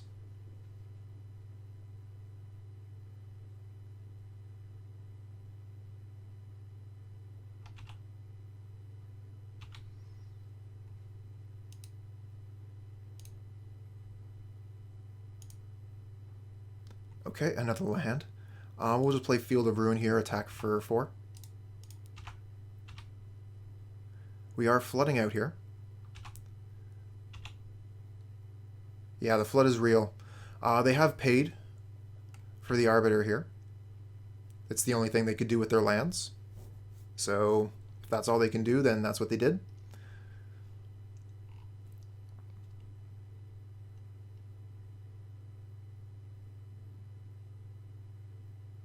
That Leonin Arbiter did so much work this game. Just the most work from that Arbiter. Okay, we got there. Don't think I want to make any changes, though. Arbiter is going to be quite a bit worse on the draw. Hello, Dr. Stats. Dr. Stacks. That's a vicious deck. The old Stacks deck? That might be dating me, though. That's pretty old. Alright, we're going to submit like this. See if we glitch out or not.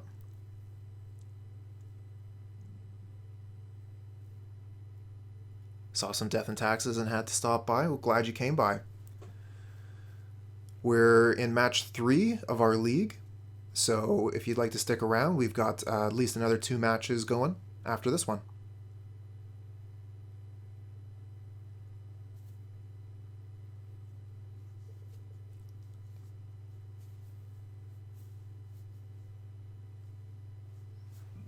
It's part of the problem with this bug. Here we go. Thanks a lot for mentioning that. So yeah, we keep Path and 2 lands here. So it really comes down to what the other card we want to keep is. The Thalia is going to make it harder for us to cast our Path, and the Arbiter is going to stifle some of the things that they could be doing. But again, we're on the draw here, so they could already be set up for turn 2 Mystic, and then the Arbiter doesn't really do anything. We're definitely getting rid of Archon and one of the Thalias. It's just which one of these 2 cards we want to keep. I'm leaning towards the Arbiter myself because we have the Path. Thalia is a little bit of I mean, Thalia taxes our Path as well, right?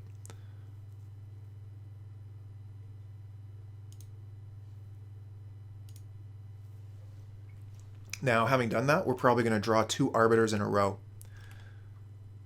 Duelist has double strike. That is terrifying. Okay, Giver of Ruins to start. So they could just like kill me immediately, right? They only have 2 cards in hand, so it's not very likely. But if those are the 2 perfect cards and they draw the 3rd off the top, we just die.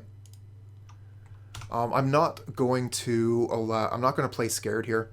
The likelihood of them having exactly that is quite low. Okay, so they have the Shadow Spear, not the one that we're afraid of. Okay, another Plains. So this is permanents your opponents control lose hexproof, and that gives trample and lifelink. So it will be quite good when they equip it, but it's not like hammer good. We can hold the Path to Exile for later, and we'll just play Leonin Arbiter. And we can use the Arbiter to block and give it protection from white, so we can soak up some of the damage. And we would actually even trade with the creature if we did that.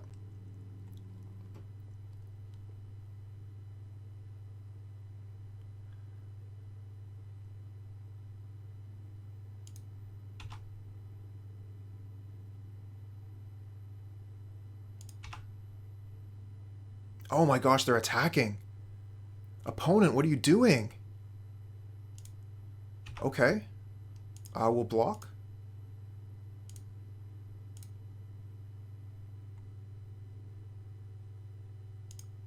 Give our creature pro-white. Okay, they have the Path here. So they're pathing our Arbiter in response, and we don't get the land for that. And they get to go through for full damage because they have Trample. So that's a good attack. That makes sense. I wasn't really playing around cards because they had so few cards in hand. Okay, another Arbiter. So we're going to play our second Arbiter here, and we'll hold up Path. Second verse, same as the first. This time, we have an extra spell to play.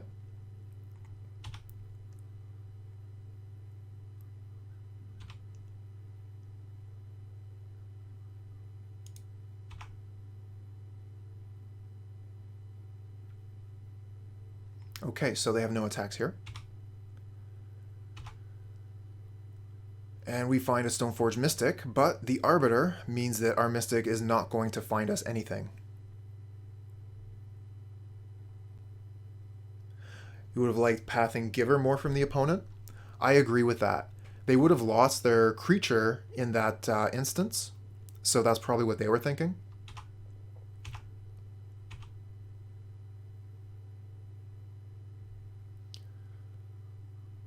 I think that they could have Path the Giver, not attacked, and then been good to go next turn after that. That might have been the better line to play. Just get the Giver off the board, and then the Duelist can start attacking through the Arbiter.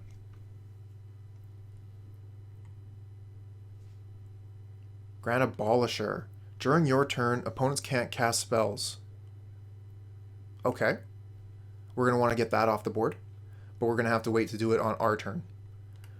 Can't cast spells, activate abilities of artifacts, creatures, or enchantments. So we're going to want to give the Leonin Arbiter protection from white now, because we're not going to get another opportunity to do it.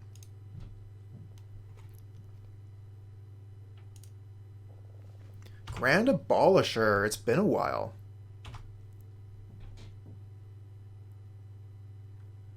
Alright, so we're going to path that. They don't have the mana to go get a land.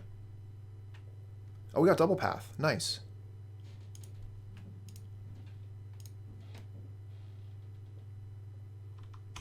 And we'll pass. Hold up path. We don't need to worry about the Duelist right now. It doesn't have a hammer. So we're going to hold the path until we need it. We are down on time here. We only have 10 minutes left. And we have no way to really damage the opponent here.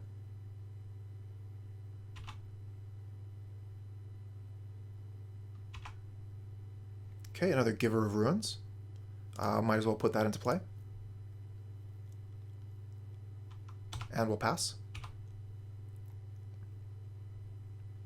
Okay, opponent can use their Arid Mesa this turn. This would be a good time to path the core Duelist, but like I was saying before, I'm just not that bothered by it right now. I'm more interested in saving path for a Crux turn.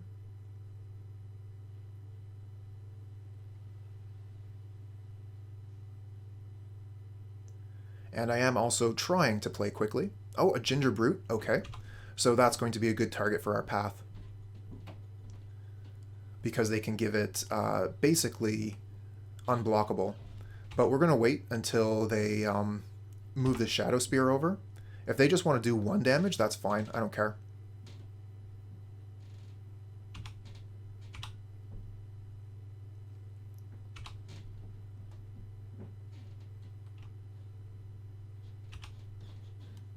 Another Plains. Okay, so we can put the Stoneforge Mystic into play. That does mean that we turn off the Path to Exile for a turn, but we need some action.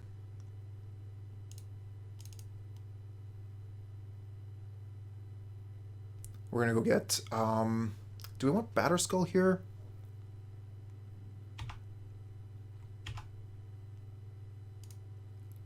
We could also get Maul, so we can start attacking in the air.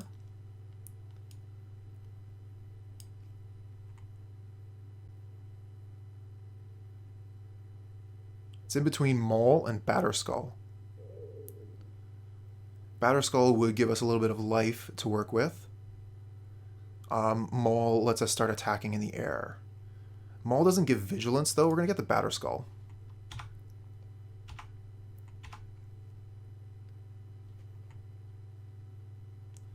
So this is the opponent's big opportunity here. They have 1 card in hand, so I wasn't too scared of them being able to do huge damage here. But they can put the Shadow Spear onto the Ginger Brute and be able to do quite a bit of damage that way. Oh, right, it's not going to have Double Strike. It was a Duelist that was giving the thing Double Strike. So we're only taking 2. No big deal here. We're going to have the Batterskull in play very soon. And that's going to gain us more life than Ginger Brute is dealing. So our main problem here is going to be the clock. Winds of Abandon could be quite useful in the near future. I'm thinking I can probably attack with the Arbiter this turn, and then hold a Batterskull back as a blocker, and then start attacking with that in the future, just to get a little bit of damage onto the board here. Okay, we're going to pass the turn, and we'll put Batterskull into play at the last moment, either to block something or just end a turn.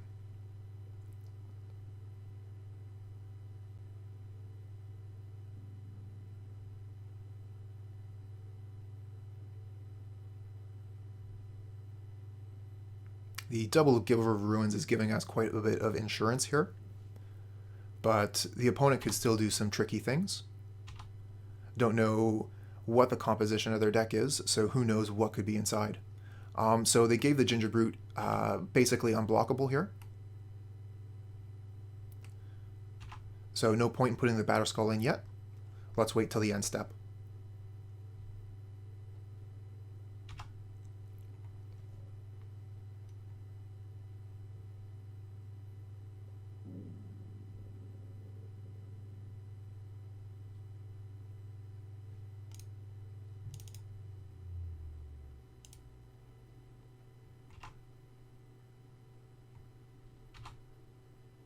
Okay, we get another Stoneforge Mystic. So with this Stoneforge Mystic, we could put flying onto the Germ here. We could do it this turn, but I want to hold up Path to Exile because we can. So we probably should have cast this post-combat. Oh, big punt. We forgot about Arbiter after playing so carefully around it the first time.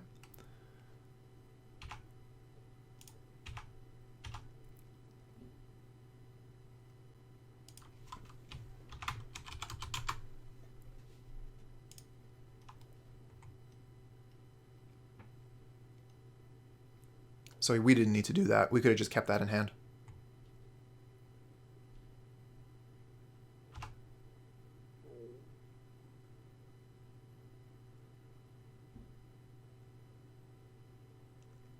Yep, it does. It happens.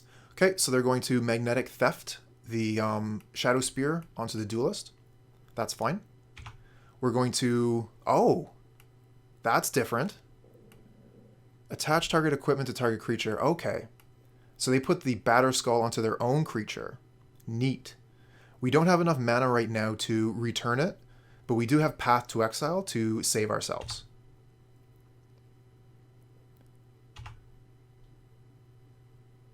And that'll put the Batterskull back onto our side of the board.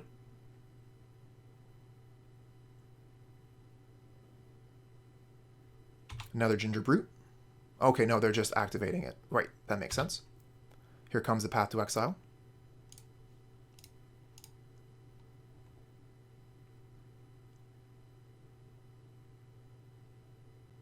There might have been some value to casting the Path on upkeep before they had gotten mana. I think they ate. Okay, no, they paid to search for a land. Okay. So with one more mana, we can activate the Batterskull. There it is. Equip the Batterskull to a Mystic. That way we can attack with both the Mystic and the Arbiter. And we still have blockers back. We're going to be gaining quite a bit of life with the Mystic here. So this should be turning the corner. We both mulliganed into Oblivion here. So this is kind of a funny game. But gaining that life should get us there, I hope. They have 3 cards in hand though, so if they somehow manage to get a hammer down, put it onto Duelist, they could still take this. They have Double Strike. We would be able to prevent 6 damage, gain 5. It would be close. We would have the Winds of Abandon to get rid of the core Duelist afterwards. So we might be able to survive that, even that.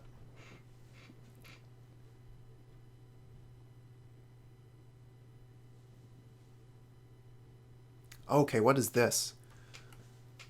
Whenever it enters the battlefield, whenever an equipment enters the battlefield, draw a card, and equipment has a equip cost of 0. Okay.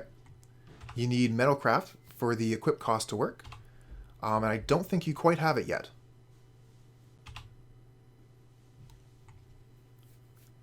Yeah, this is how they get us.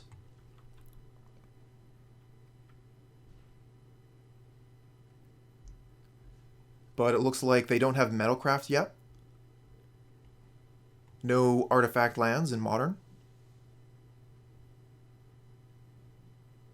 Oh, you played in the Pure Steel Paladin days? This is like, what, Phyrexia or something? I just see, like, the Phyrexian symbol here. I was not playing Magic in those days. I stopped around, What was the name of that silly set? Kamigawa.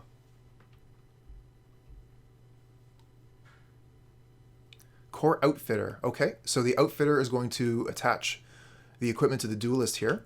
So now we're going to find out if I can indeed survive this. We get one more land off the top. We can overload Winds of Abandon, and that'll win us the game. As it is, they're coming in for 22. We're stopping 6, and gaining 5 is 11. So we do survive this without losing any creatures. Okay, no attacks. Neat. Land. Ah. Okay, so we could attack with Stoneforge Mystic, give it protection from white so that it gets in, and then we still have pro white on the Giver of Ruins. The problem with the Wings of Abandon here, if I get the Duelist, at least we get rid of this double striking dude. I would have really preferred to get this with Overload, obviously. But I think we have to go for it now.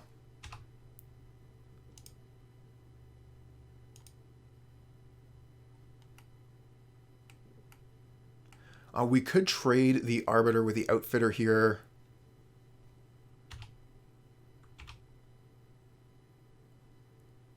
Okay, they're not making any blocks. We're just going to do the damage. Could have played Aether Vial there, but we're just going to keep it up as a bluff. And we're also quite short on time, so I don't have a lot of time to decide if I want to play a mediocre card such as that.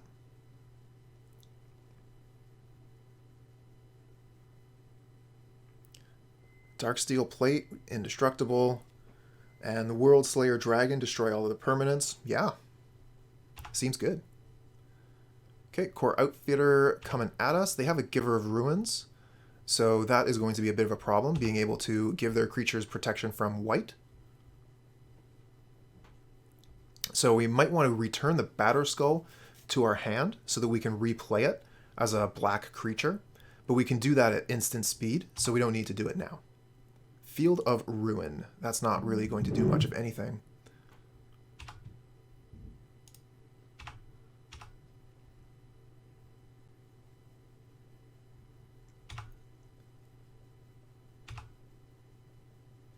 Okay, so we got them down to 6. We have 5 minutes left on the board. We pass here.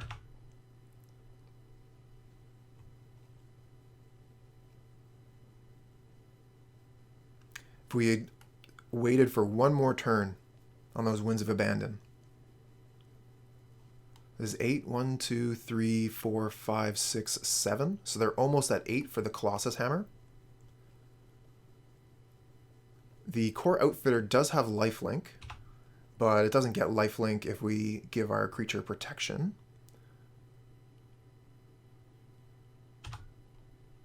Okay, another Stoneforge Mystic.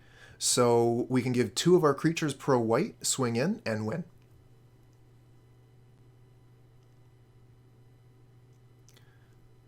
Just thinking, 1, 2, 1, 2. We could also pay for Arbiter, Stoneforge Mystic, use the other Stoneforge Mystic, put the Maul onto our Stoneforge Mystic here, and attack with flying.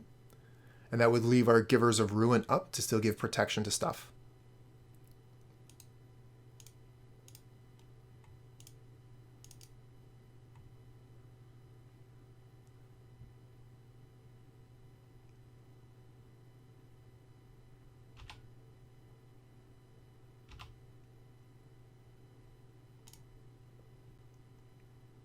Get the Maul, use this Mystic, put the Maul in play.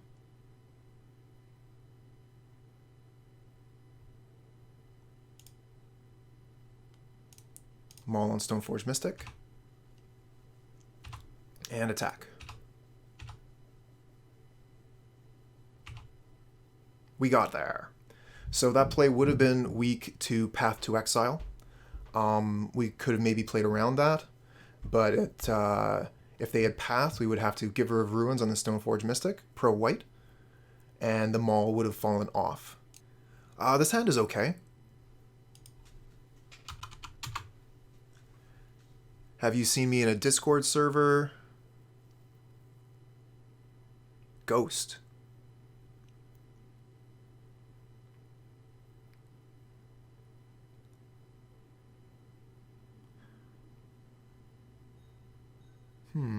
Not sure that I know what you mean there, Dr. Stacks. We're going to keep this. We have Aether Vial to start. Skyclave Apparition looks pretty good. Ghost plays Modern Mill. Oh, okay. I've definitely played against several Mill players. Oh no! Slippery Boggle. So Apparition is not going to be able to hit the Boggle, but it will be able to hit one of the auras attached to the creature. So say goodbye to our potential 5-0. This is going to be a bit of a pain. We do have another good card in the sideboard. The Relic-Warder. Okay, Bogle coming at ya for 3. Oh no, this is worse, for 4.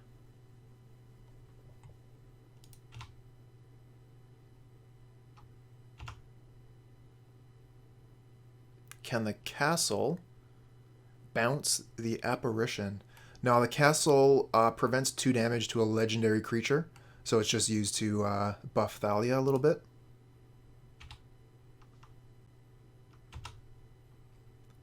The Flickerwisp can bounce the apparition, and that'll take multiple enchantments off the board. For this turn here, we're just going to have to play the apparition, or sorry, the Arbiter. It's the only thing we can do, besides playing second Vial.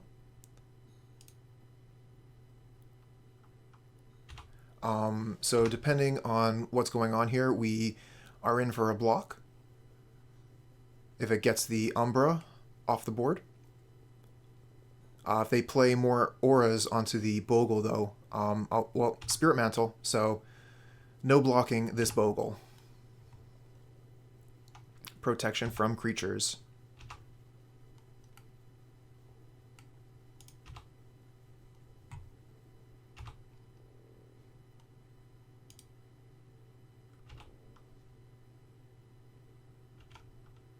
Okay, find Thalia. Nice. So we can put the Thalia into play with the Aether Vial, and that will stifle their plays. We're going to put the Skyclave Apparition on the Spirit Mantle so that we can at least attempt to block the Bogle. Spirit Mantle is a very dangerous card here. And we're going to be looking to Flickerwisp the Apparition to continuously take more auras off of the Bogle. Okay, let's go ahead and do we attack here? We have quite a bit of blocking power. The Thalia's first strike.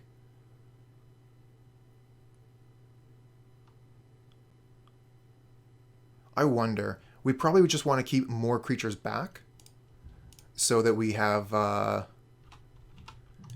intimidating force so the opponent doesn't want to attack, giving us more time to blink their auras out. So we're going to hold back this turn instead of attacking for 2. Definitely do not want to block with Apparition. Okay, so they are attacking. We'll block with Arbiter, save Thalia.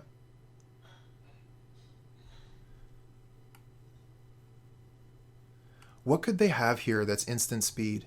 Protect their Bogle. I kind of want to block with Thalia so I don't lose a creature. But I'm scared of whatever they could have here.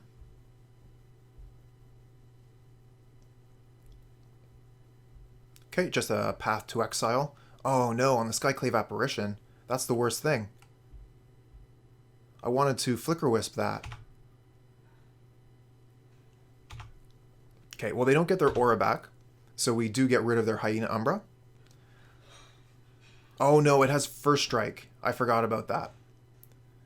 Okay, Hyena Umbra gives their creature first strike, so I should have blocked with Thalia there.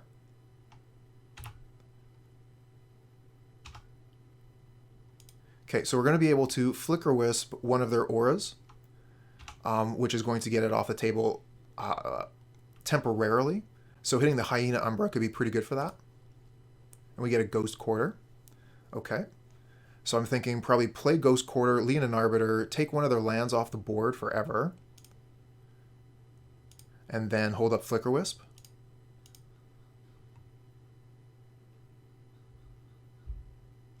I do know of the old formatting and how to abuse it. I did miss, unfortunately, one position where I could have done that. But it's very interesting because the apparition uses the double paragraphs where each trigger is separate from the other. I think we can play the Aether Vial here. No, we can't because of Thalia. So we'll just Ghost Quarter them.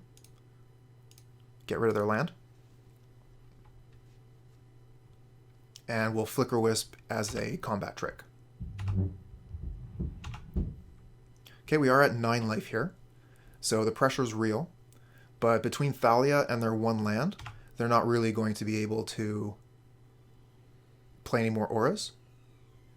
Really hoping they attack here.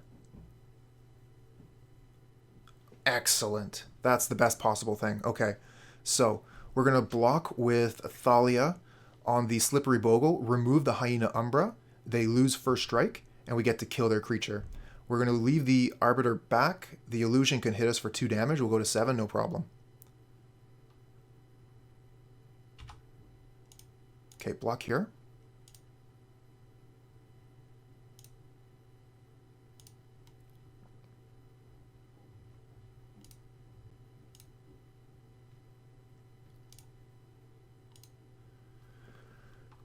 Okay.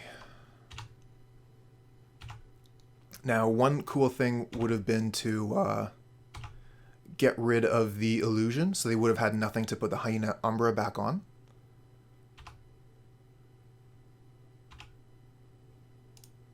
Okay, so this is always no, and yield. Okay, we got a sword. That's cool. We can't play it yet because of the Thalia, but we can prevent damage to the Thalia with a castle if we want to. We're going to want to definitely attack with Flickerwisp here.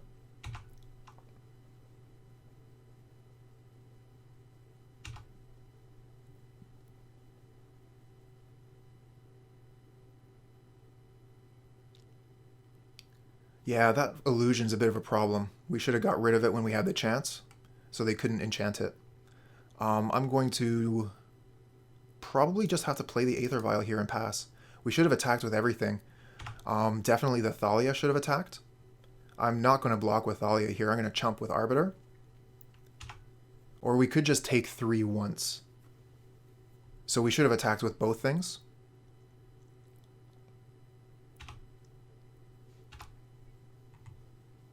Because yeah, I don't intend on losing the Arbiter right now. It could be preventing them from getting their lands.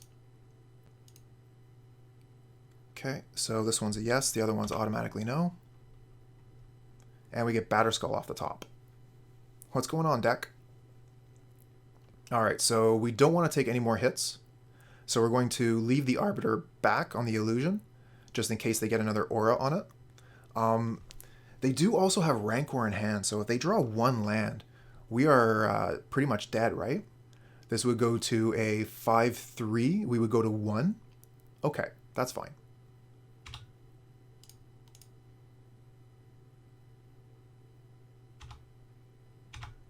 Really wish I could be playing the Sword of Fire and Ice here.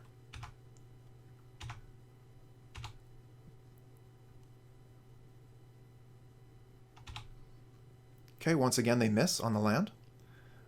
So we could block here and stay at 4. That was the plan.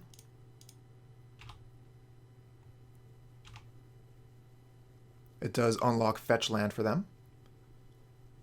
But they don't have one. Okay.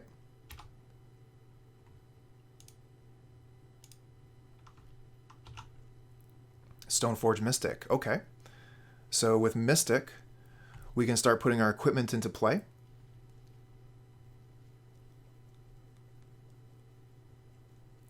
We're going to have to block with Thalia.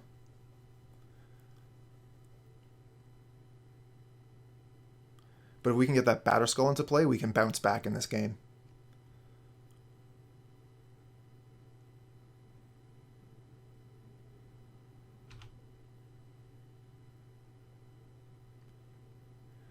Maybe we're supposed to block with the Flickerwisp so that we can keep the Thalia on board and keep them from casting their spells.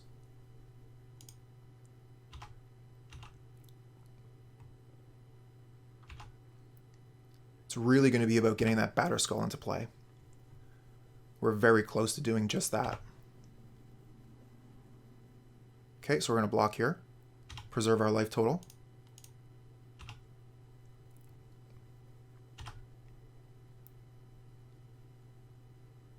Okay, so they do have a land here.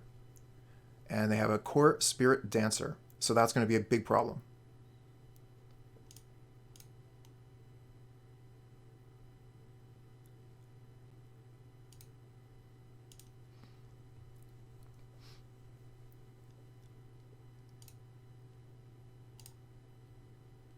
Get them all. Okay, we can't do anything else right now, so we'll pass.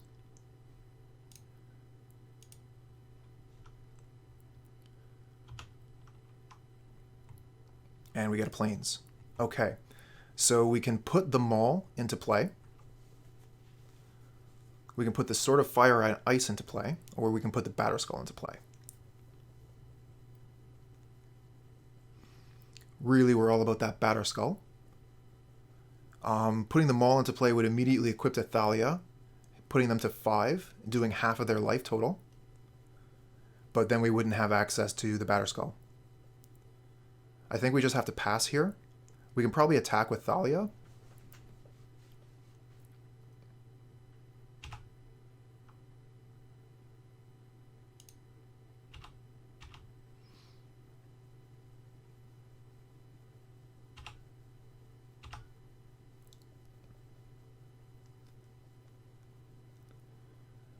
Alright, opponent has a full hand, but the Thalia means they can probably only cast one spell. Probably Rancor on the Spirit Dancer would be the best thing.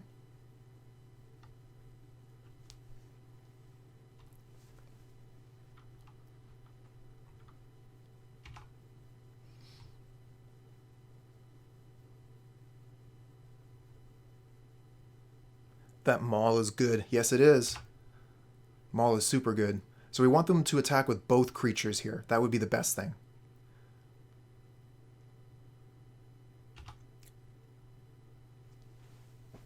Okay, excellent.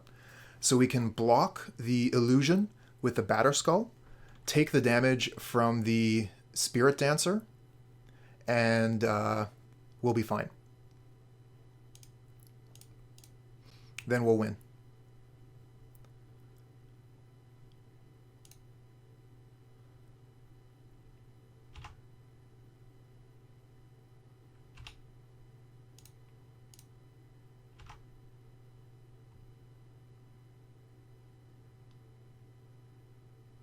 Take 4, gain 4.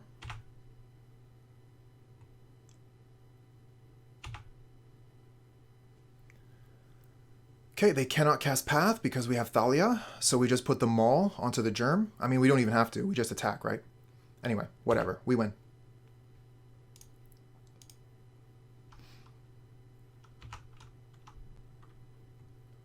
Another Stoneforge Mystic, whatever.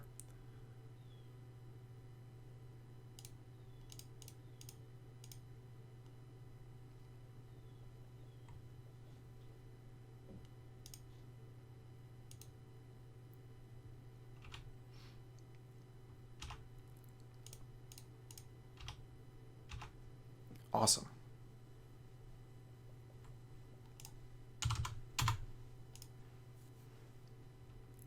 Okay, well that one was tough fought. So how are we going to move forward? Mirran Crusader has protection from green.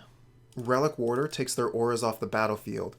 Winds of Abandon, if we could like actually get to 6 mana would be good, but otherwise is a garbage card. Path to Exile is not very good here. Giver of Ruins is not very good here. And we have to take out 4 cards. So we could probably bring in some number of wins. Just in case. Like, nice comeback. Thank you. Definitely a very tough matchup.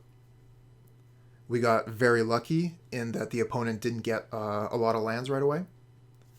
And we were just barely able to stabilize.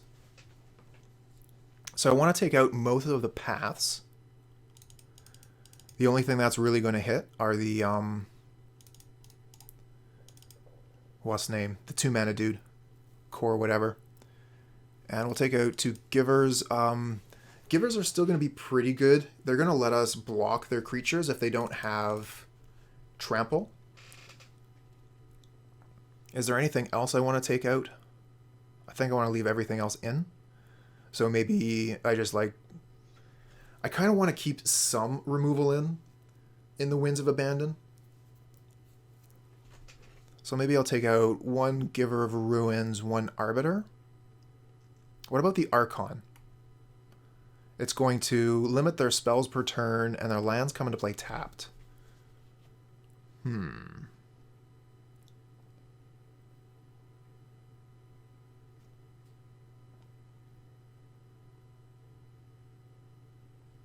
take out Giver and 1 of the Archons.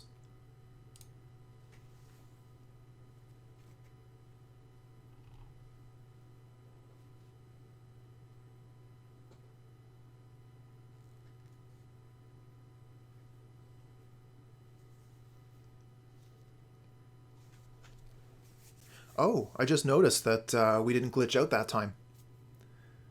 It looks like our opponent did, though.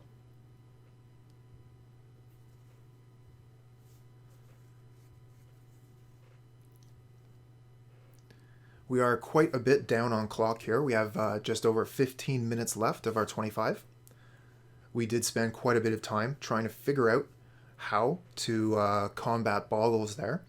It was definitely worth the time because we won game 1. And we do have a slightly better composition in game 2 and 3 because of those Relic Warders being able to get rid of auras.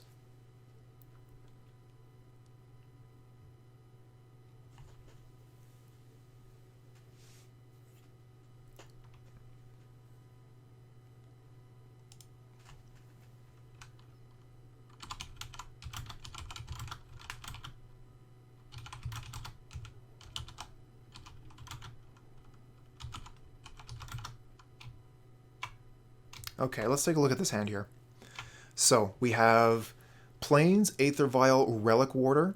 I like everything going on in this hand except for the number of lands, but I am going to keep it. We are going to risk it. If we can get that second land in the next couple turns, we're going to be doing really, really well. Okay, well, deck.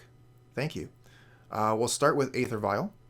And then next turn, we'll put down Relic-Warder if we have to, if they have a really good aura to start. Otherwise, we might want to try and slow play the Relic-Warder so that we can put it into play through the Vial here. But Ethereal Armor is a good enough target that we're going to take it immediately.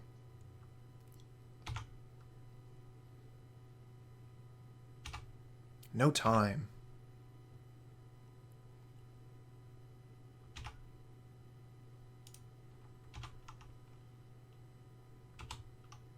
Okay, another land.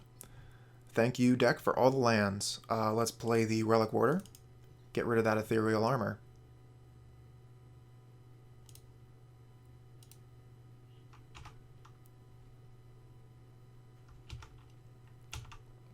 Okay, we'll pass. We have Giver of Ruins ready to come down.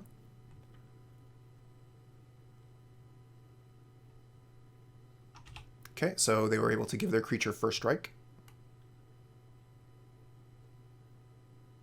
And a Coronet. Okay, so we're just toast here.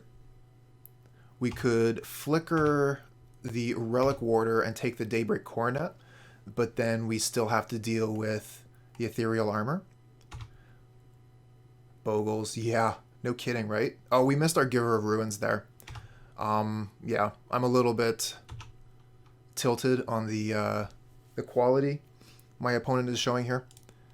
Wasn't thinking about my Giver of Ruins, and now we've lost our opportunity to put it into play. We could have been preventing a little bit of damage. We could have taken, for example, the Rancor here. We could have taken the Rancor away from them, and then just blocked with whatever, and give it protection from a color, turn after turn after turn. until they got Rancor back. So what are we going to have to do instead? We have to take the Rancor.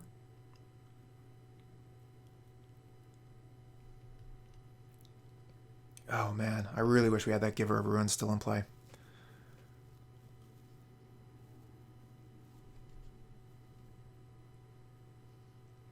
Flicker the Relic-Warder, take the Rancor, put the Arbiter into play, block with the Arbiter, and then we're still going to need to do another chump before we can get the Giver of Ruins into play. But we'll have another Flickerwisp ready to go.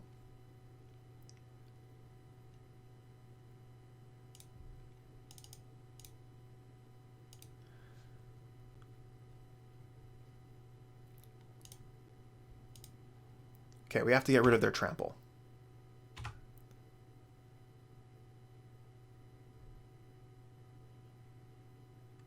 And we have Leonin Arbiter ready to come into play to chump.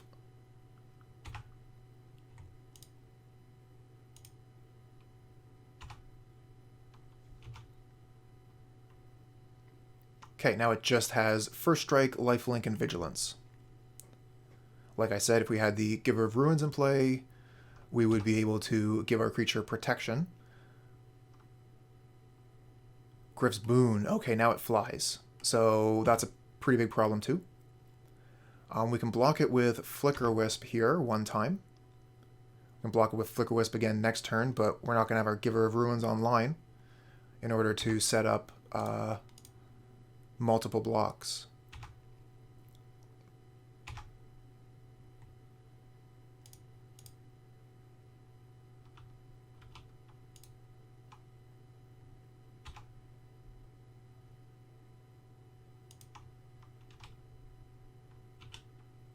Okay, Mirran Crusader has protection from green, but their critter flies. We can't get rid of the... Actually, hold on. We play the Mirran Crusader, then we Flickerwisp the Griff's Boon when they attack. That buys us another turn.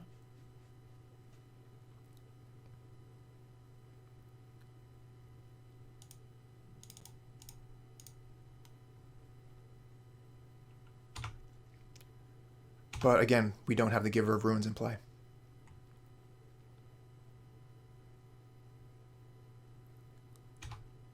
Oh, maybe we should have put the Giver of Ruins into play, and then Flickerwisp the Griff's Boon blocked with the Arbiter, and then we could have got the Mirran Crusader into play.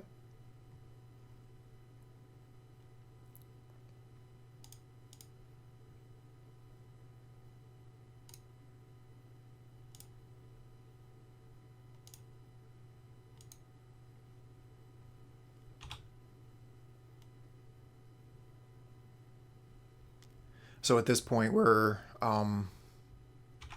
still in a ton of trouble. Trying to set up like a holding pattern here so that I can get my Giver of Ruins into play.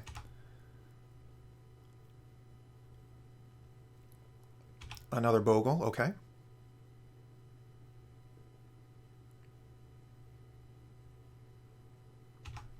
Okay, looking for still quite a few cards we can draw. Could get an Apparition here would be nice.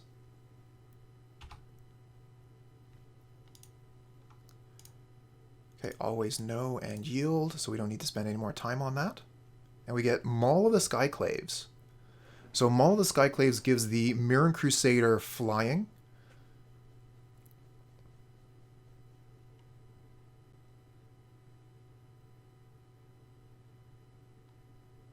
Means once again we don't put Giver of Ruins into play. Or we could put Giver of Ruins into play this turn and just take the damage from the flying Bogle. This one doesn't have flying.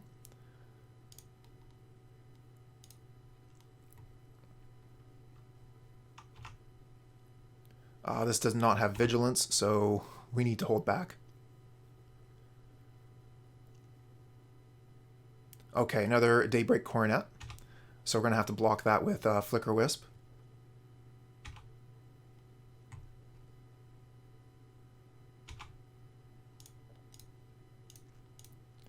Okay, so we lose our flying creature, but the Maul can give one of our creatures flying. So we'll be able to keep on this holding pattern.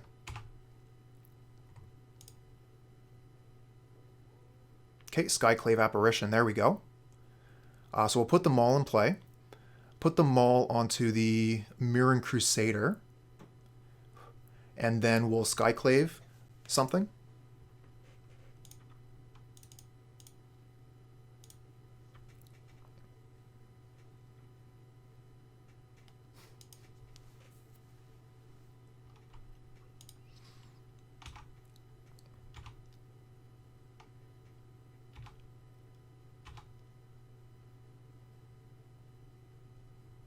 Looking to kill a creature here.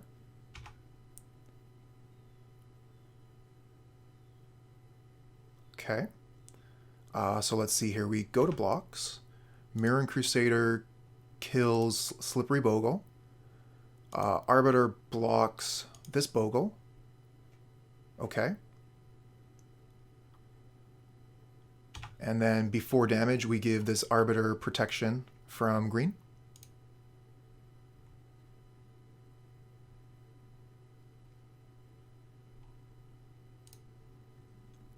So they gain no life.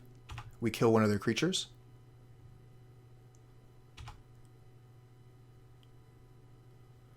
Griff's Boon costs 4. So we still need something, but we have the Apparition here.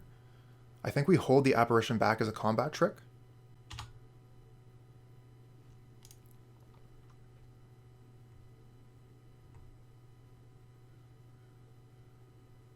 Okay, another Arbiter. So we can play the second Arbiter so that they don't have access to more mana. The question is, do we attack with the Mirran Crusader? If they have a way to give one of their creatures flying, we can Skyclave to save ourselves. So take 8, opponent. We can't just sit back in a holding pattern forever. We don't have nearly enough time. Dryad Arbor. And no attacks. Okay, so we have no response then.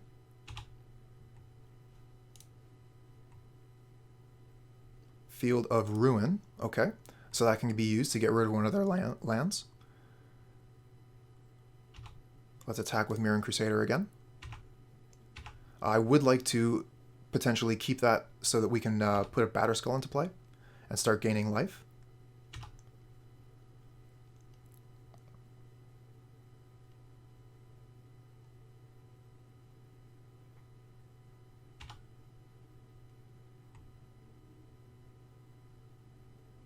No attacks again. Awesome. Okay, Giver of Ruins. Might as well put that into play, right? Another way to give our creatures protection. Let's attack again.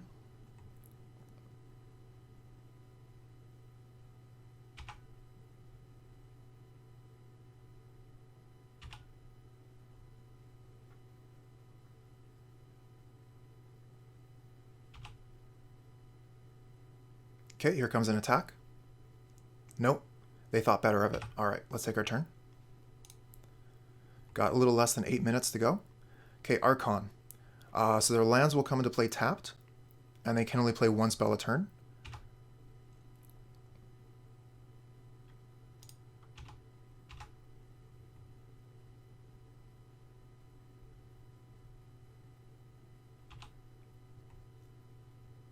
Okay, that puts them to 11.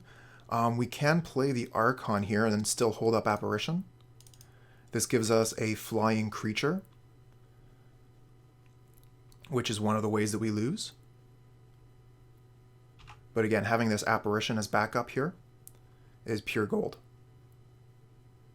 Being able to get rid of a Force of Vigor here, so they're going to destroy the Maul of the Skyclaves. That gets rid of one of our flying things. And our Aether Vial. So that's super bad. Okay, so we have to use the Aether Vial to put the Apparition into play now. What do we get rid of? Do we get rid of the Ethereal Armor?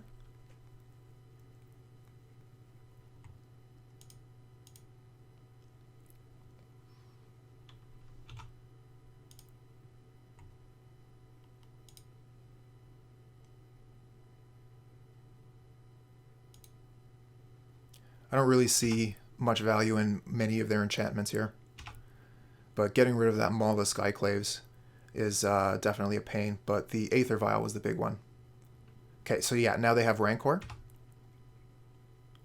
So they're going to be able to trample through our forces.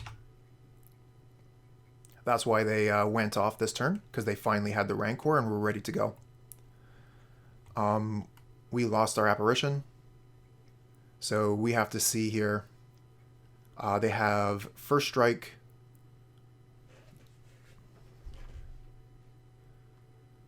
And we can give 2 creatures protection from green. So we can block with the Archon and the Apparition, I guess. And we'll prevent 5 damage out of the 10, putting us to 0. So we'll have to block with 1 more creature.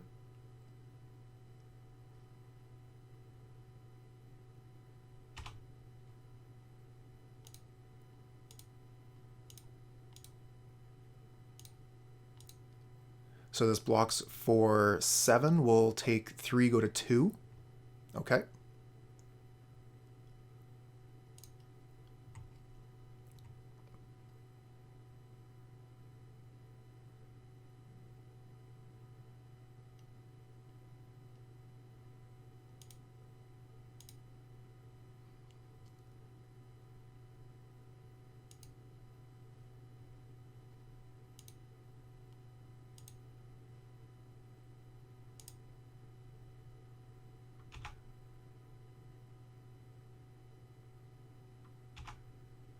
Unfortunately, they also gain life from that one because they did deal damage to one of our creatures and Aether Vial off the top. So we're dead here. Let's just, hold on. Let's just take a look at the top card. Ghost Quarter. It's not going to do it. All right. Good game. Weren't able to find the line. Very close. Don't think I want to make any changes. So we're just going to jump right back in. That game was nuts. Love that we have a little bit of interaction with the Boogles opponent. A lot of the time versus Boogles, like none of your spells work. So the Apparition and the Relic-Warder were doing a bit of work there. Okay, this hand is garbage. We're going to Maul. Okay, we have 2 colorless lands. Again, terrible. So we're going to be mulliganing again. Okay, our opponent is lost connection. So they're probably having a similar issue to what we've been experiencing this whole time.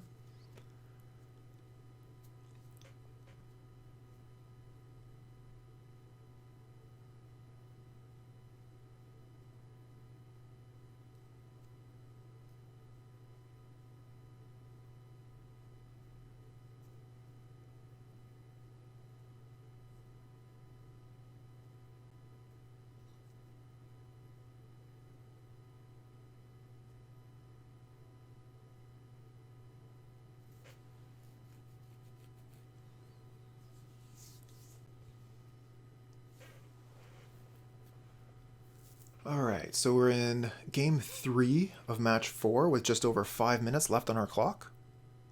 And we have to mulligan this. Okay, this hand is keepable. We have to put 2 cards back. So we want to keep Plains, Aether Vial, Skyclave, probably the Flickerwisp. So we're looking at getting rid of... maybe getting rid of Arbiter. I don't know. The Arbiter is going to do a little bit of work here, I think, actually. Cutting them off of their fetch lands. So I'm thinking Field of Ruin Flickerwisp is what I'm going to throw away. Again, don't have a lot of time here to consider.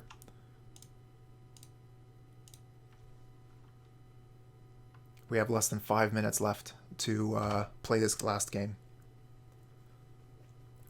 Spent a lot of brain power trying to figure these last turns out. Okay, so they put down the fetch land first. Good for the opponent. Take up our Aether Vial. Probably just play the Arbiter here. And then we'll pass.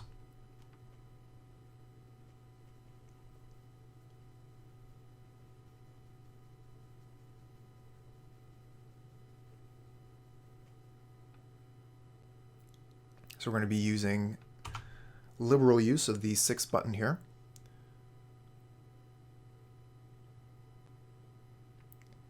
Oh no, creatures entering the battlefield don't cause abilities to trigger. So that nullifies our Skyclave Apparition as well as most of our deck. We get Winds of Abandon off the top to deal with it.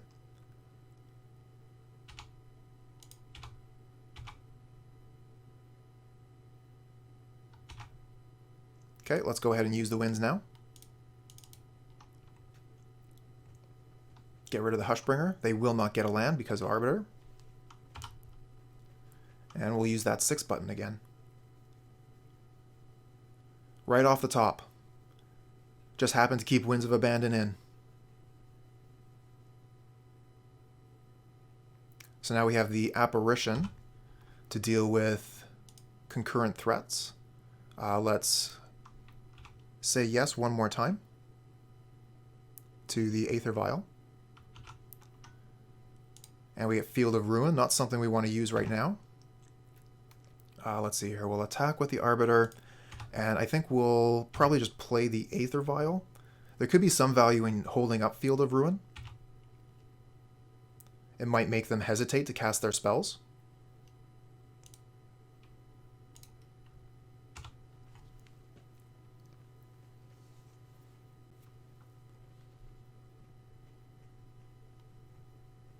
Still have 4 minutes left on the clock. Opponent's at 13 life.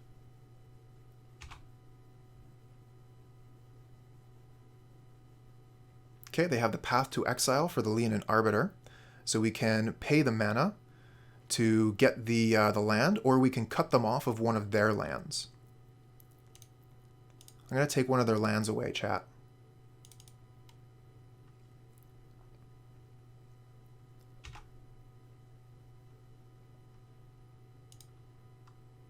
Oh, shoot. I was supposed to say yes there because the Arbiter is already gone. So that was a punt. I was just thinking about, oh yeah, the Arbiter's there, so I can't search. Always no. Always yield. We get another Leonin Arbiter. Okay.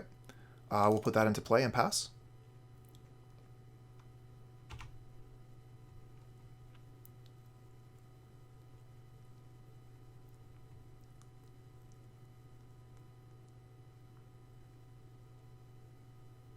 Should have had an extra mana to put that Aether Vial into play. And they have a Force of Vigor, which is going to get rid of our Aether Vial here. So we're not going to be able to put the Apparition into play.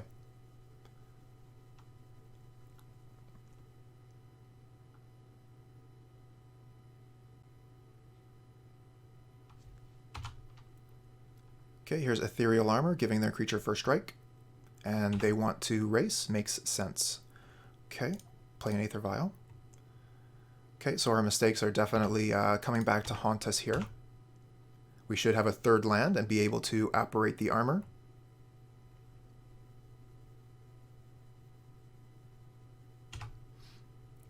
And now they have a Daybreak Coronet. So that's a double bad because it's also giving them life, and we have to kill them quickly here. Okay, another Aether Vial. Come on, deck.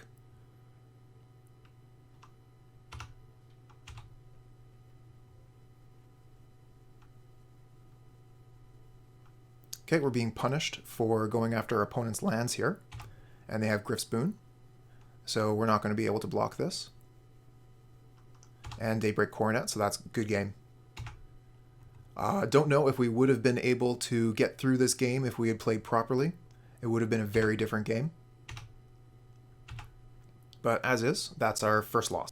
We got the play. This hand is not great. 4 lands, no Aether Vial, Batterskull, meh. Mulligan that. This hand I'll keep. I'll throw back one of the vials, play Stoneforge on 2, cheat in Arbiter with Aether Vial, and we'll have Path of Exile to go. So we'll keep this, put back 1 vial. Okay, opponent is starting at 7, so let's basic land Vial go. We'll go ahead and use our shortcuts here.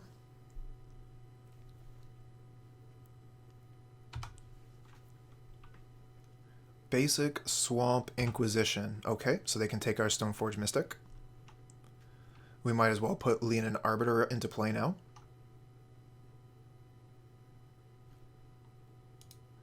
Starting with Basic Swamp is interesting. I'm wondering if they're 8-rack. Okay, Field of Ruin. So we'll hold on to that one for now. Actually, using the Field of Ruin means it will be painless to play the Arbiter. Let's do that.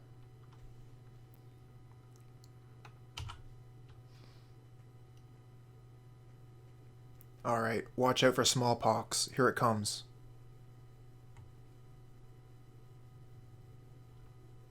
Silent Clearing. Fatal Push. Okay.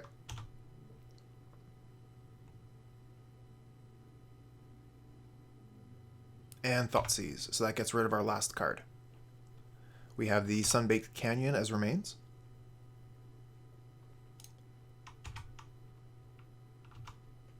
And we get a Flickerwisp off the top. So we can play the Flickerwisp, but there's not much value in any of the targets. We're not going to be able to get anything extra out of it. We can flicker our planes, I guess. Definitely not the Aether Vial. That's going to be ticking up to 3 next turn.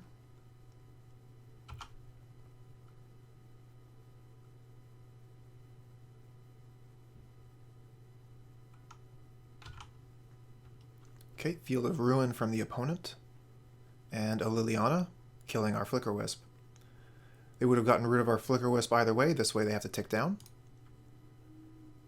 But it's not looking too good here. We mulligan pretty heavily against a discard deck. Field of Ruin, not what we were looking for. We'll play it. And then we can use the Sunbaked Canyon to draw a card. See if we can cheat something in with Aether Vial. This way we're playing around the Liliana tick up.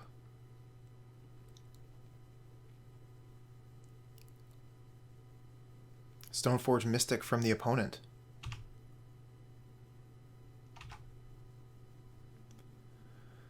So let's see what they go get. Probably Batterskull. There aren't too many swords that people play that would give protection from white. Okay, each player discards a card.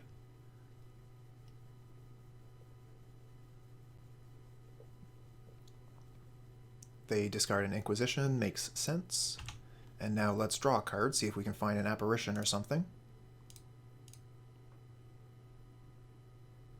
Thalia. Okay, well, we cannot put that into play, so we'll have to pass the turn.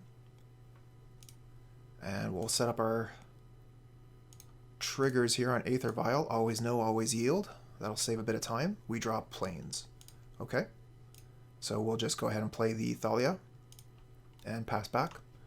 They could use the Liliana to go ahead and kill the Thalia, but that will cost them the card.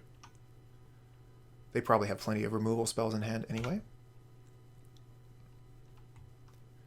What we're really looking for here is what? I mean, Skyclave Apparition would be nice.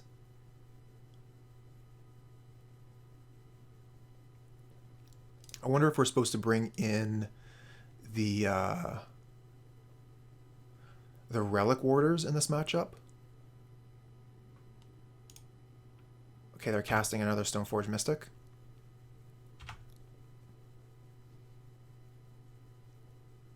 Get Sword of Feast and Famine.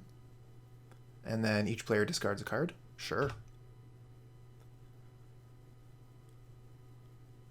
They're discarding a Liliana.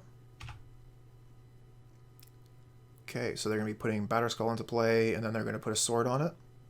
It's pretty dangerous. Let's see if we can draw anything good. Another Aether Vial. Okay, we're going to concede here.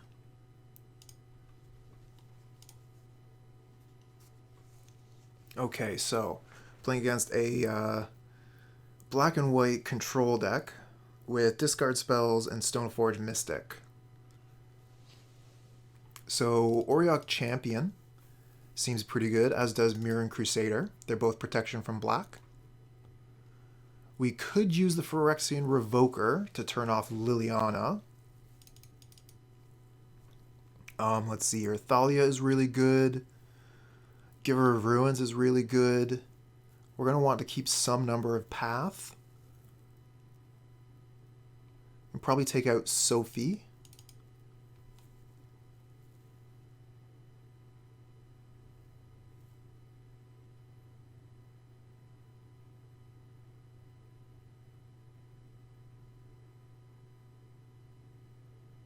Oh, really? The Disrupting Shoal instead of Force of Negation. And, yeah, I mean, hitting creatures is pretty good.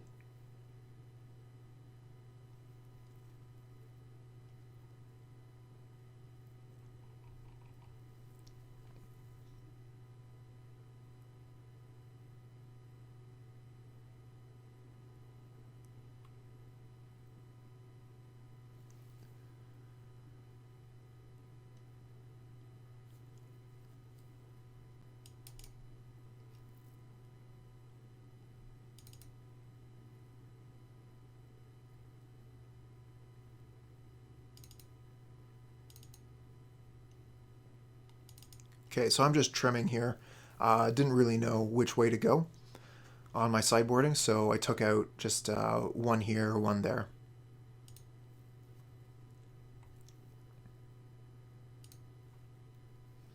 Okay, this hand looks fine. We can keep this. We get Giver of Ruins to protect our Leonin Arbiter. And Auriok Champion is going to have protection from most everything they do. And whatever it doesn't have protection from, the Giver of Ruins can make it so. So let's see here. They have the basic Swamp. And is this Fatal Push? Okay.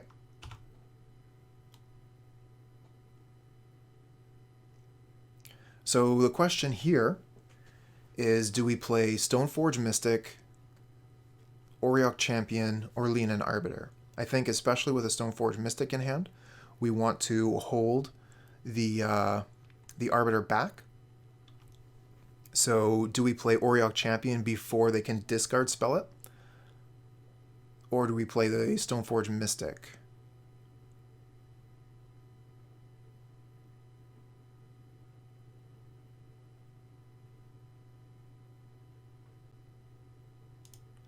Okay, I'm going to play the Stoneforge Mystic here. And if they play a discard spell, then they'll have to take either the Auriok Champion or the Batterskull. And we can get a Batterskull into play. That's going to be pretty good.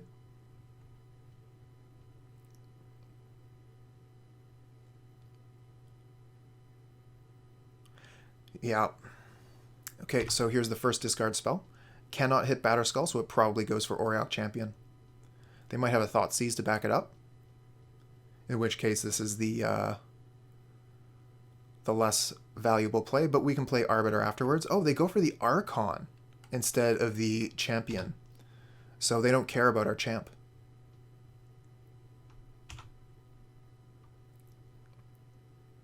Okay, we get a Plains off the top. So we can play Champion, hold up Path.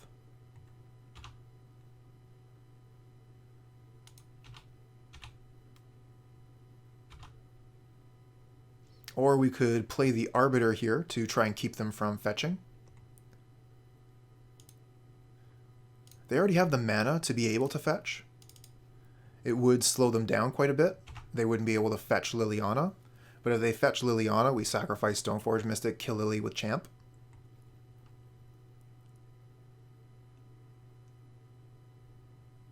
Yeah, they didn't take it, so they're not afraid of it. Maybe they have Path. Okay, Lingering Souls. Okay, well, yeah, that's why. Lingering Souls blocks this for days.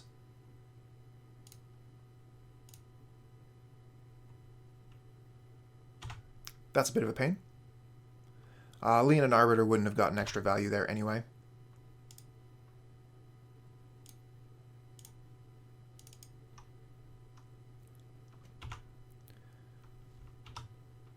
But those Lingering Souls are definitely a problem for us right here.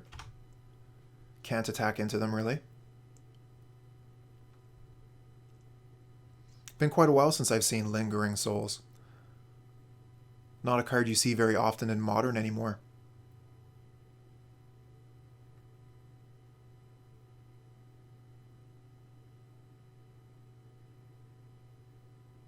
Okay, Fatal Push on the Arbiter.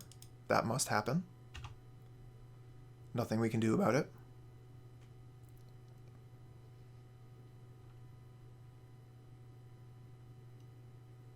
And flashback on Lingering Souls. Okay, let's speed that up a little bit. Always yes, always yield.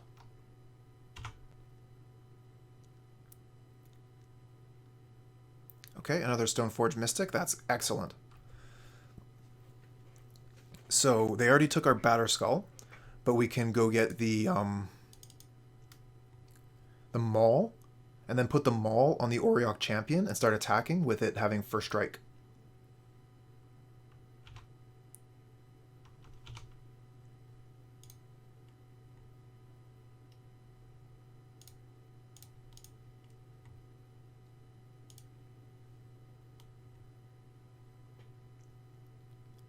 Just wondering where the Virtue is. No Virtue, only Skyclaves. Okay, so this has first strike now. So they're going to have to be blocking it one creature at a time.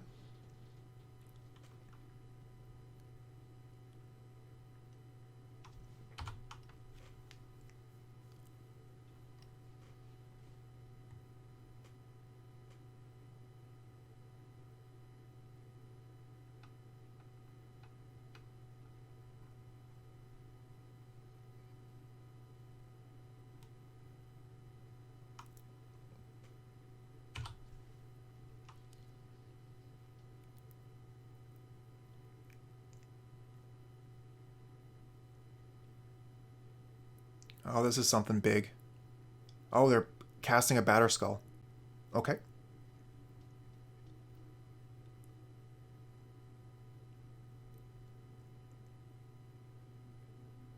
And we get Phyrexian Revoker. Interesting. So what can we do with that? If we name Batterskull, they're not going to be able to move their germ around. And we could Path to Exile the germ. So then the Batterskull is just sitting there as a dead card.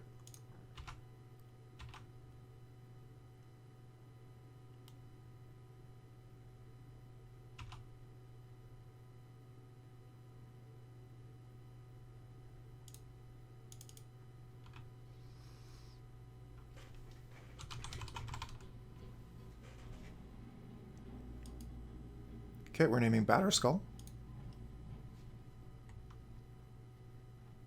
And we'll pass. So we have Path open. They can attack with a germ. Stoneforge packages can go in any deck that play white, and do. Once the card was unbanned, everyone started jamming it into any deck that played white. Okay, so what is this going to do to us? Exile target non-land permanent with converted mana cost 1 or less. Okay, we don't have any targets. Or exile 2 cards from a graveyard and gain life. Okay, so they're going to be ticking up with that. And eventually using the ultimate, I guess.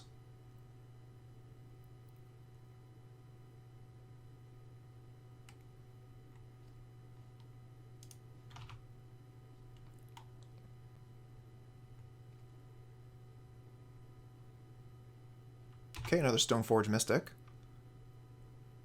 So that's going to get them something. Either a Maul of their own. Oh, they found nothing. No revealed card. Fails to find. Okay, that changes things a little bit. They're going to attack with the germ here, so we're going to go ahead and use Path. We don't want them gaining life here. And now the Batterskull is a useless piece of equipment.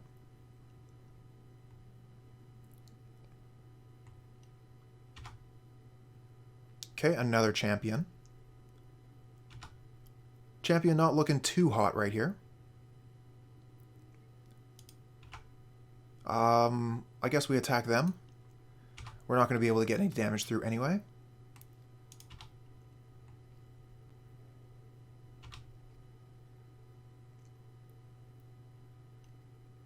Okay, this is where we play our second champion. And we start gaining even more life every time they play creatures. We are ahead on clock on the opponent here, but down a game.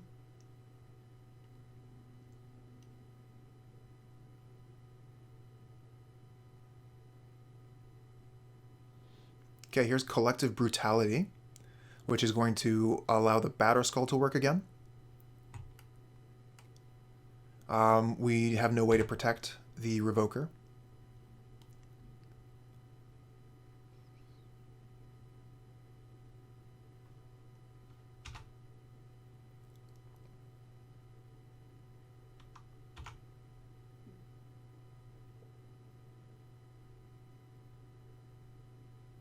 Okay, we get a Thalia. Not really what we were looking for here.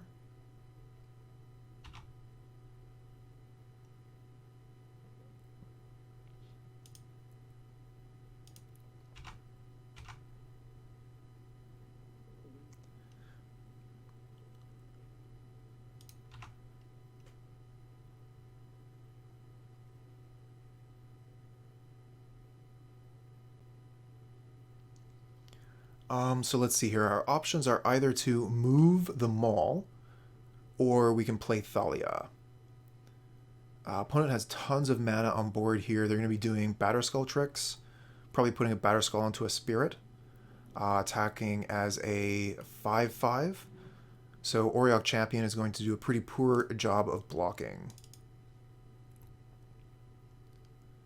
Let's just play Thalia, gain 2 life. Okay, they're returning the Batterskull to their hand, so they're going to be putting it into play with the Stoneforge Mystic. I think I might have put the Batterskull onto a Spirit directly for 5 mana.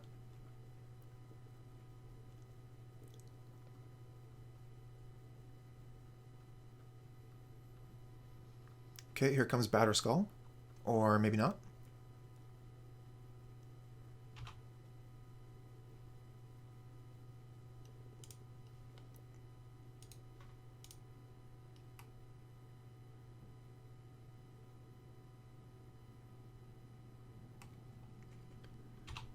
Okay, so we have 6 cards in exile right now, but we still have a healthy 32 life. And here comes another Stoneforge Mystic.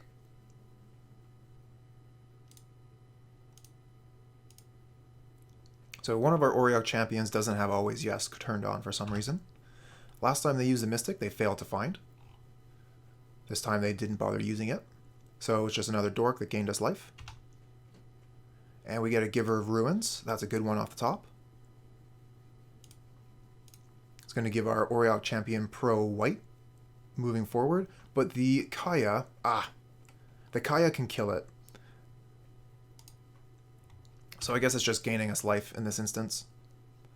We don't want to attack with anything except for the Champ. They have the Batterskull ready to throw into play.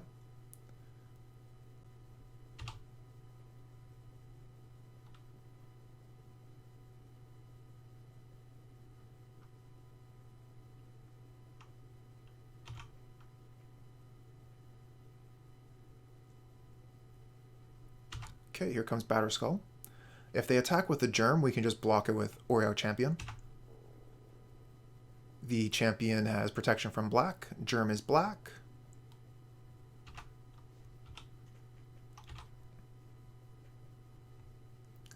Gonna have to take off auto yields, I think, to fix one of these champions.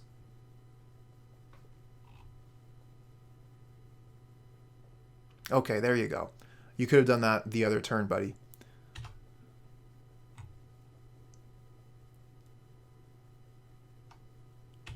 So they have a Flying Vigilance life-linking token.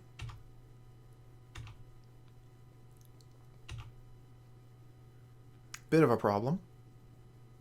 But we can give a creature now pro-white and start dealing damage. No, we can't because the Kaya. Okay.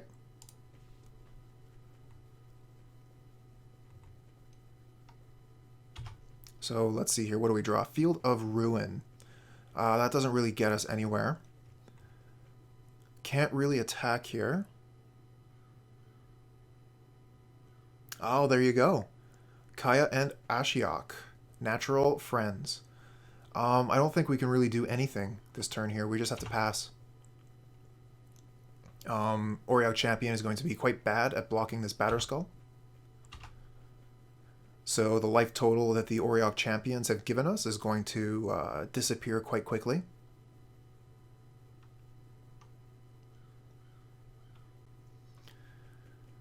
If we put the Maul on the Thalia, that's a 4, but this is 5, so that's still not quite good enough. They're going to keep on gaining life every turn. We can't attack into this.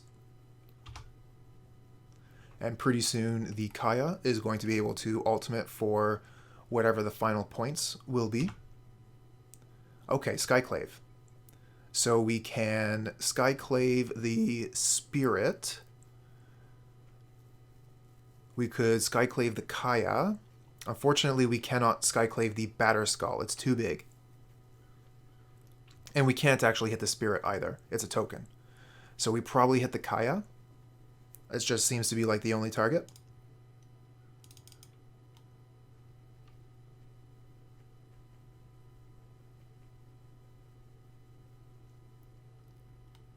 Okay, right. So first thing, turn off auto yields.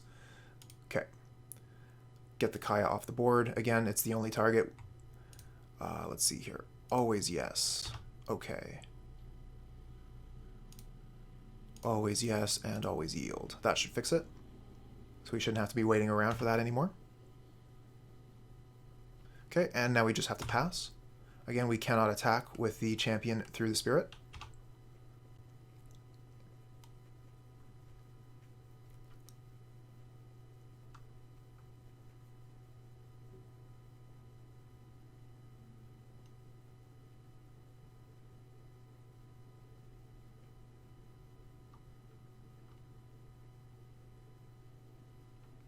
Okay, so Field of Ruin going after the castle here. Sure, there's no Leonin Arbiter in play, so we can just go get our land. We could have floated the mana and then used our own Field of Ruin here to, for example, kill a Shambling Vent. Nope, no War and Peace. The only sword we run is Sophie.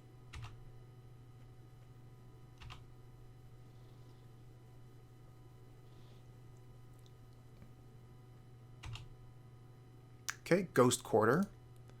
That's that doesn't go. So we're just gonna pass.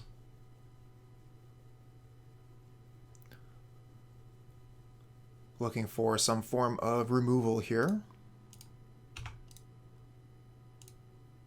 Let's see here. So the winds are out, but we still have 3 paths.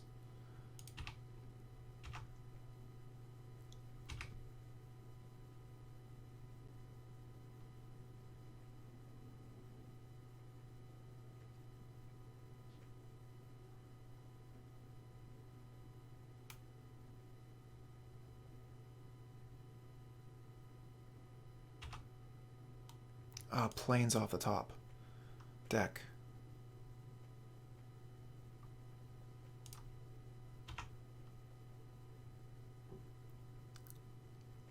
Flickerwisp would be interesting. Could flicker the Spirit, take the Batterskull off of it, effectively grounding it, and then we could start attacking into the air again.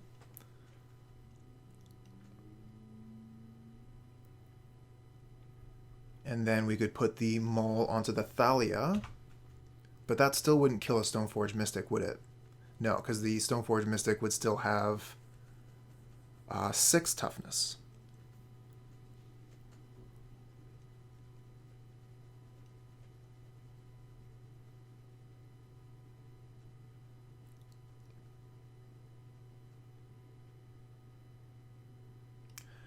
We're on turn 13 here. This has been a long game.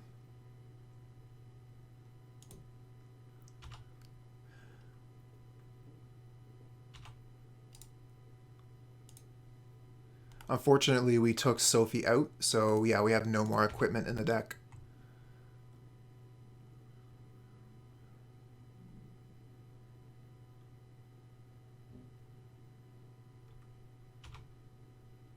Okay, we get Mirran Crusader. That has double strike and protection from green and black.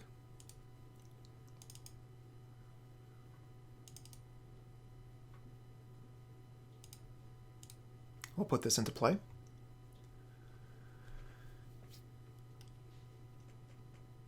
And we can put the Maul onto it. So now we have a 4/4 double strike, protection from green and black, unless they have a path or something. Okay.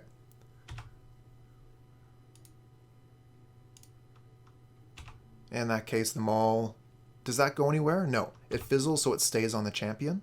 That's interesting.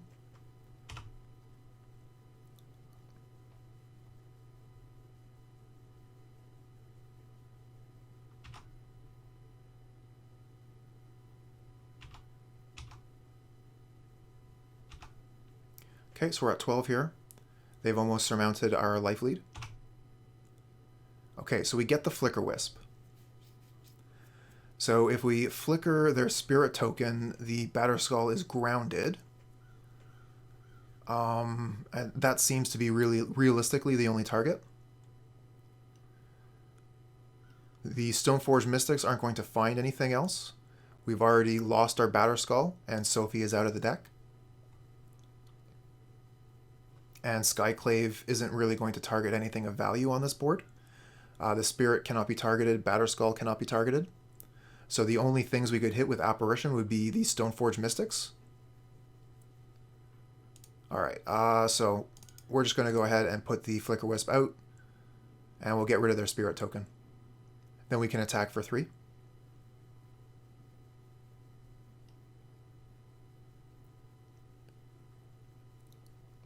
Flickerwisp is also going to be a pretty decent attacker here. The problem is their Stoneforge Mystics are still going to carry the Batterskull rather well.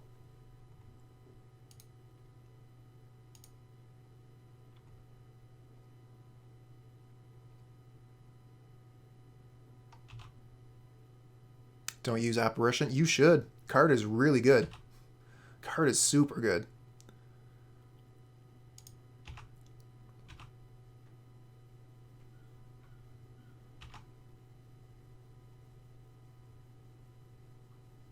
Too expensive? That's fair. So we're going to put the Maul of the Skyclaves onto the Flickerwisp so that we can double block something with Thalia Flickerwisp, and they'll both have first strike.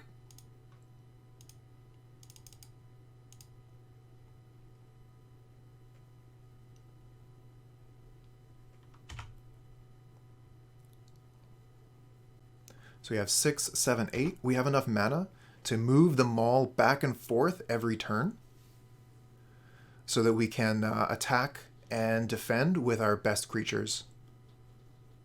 Opponent still has 4 cards in hand, however, so they could definitely interact with the board in meaningful ways.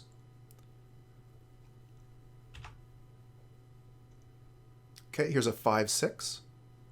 So we're going to take the risk and try and block. We could lose out quite a bit here, but if they have no path, no push.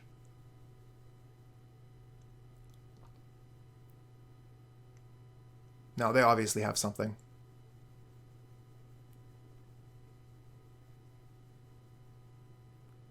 Okay, so they're pathing the Flickerwisp here. So we're going to lose our Thalia.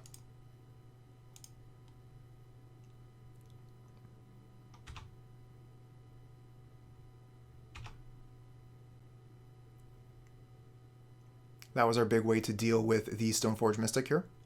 And opponent still has 3 cards in hand. Okay, another Flickerwisp. How are we going to do this?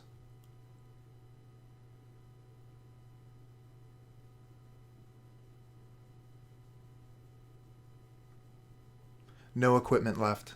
None in the deck.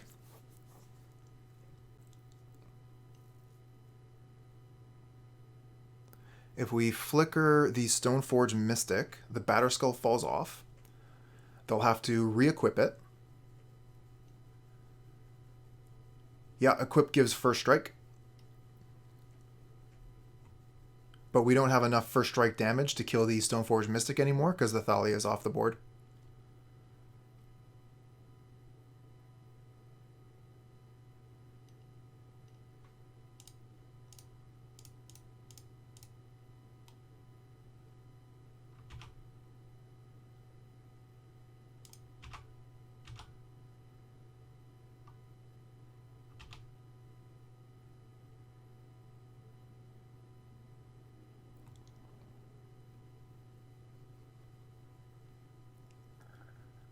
Well, we're in match 5. We've lost 1, and this one's not looking too good, handsome.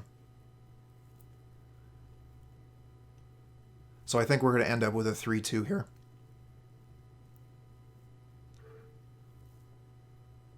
Oh, the creature, the Stoneforge Mystic, yeah, is a 5/6.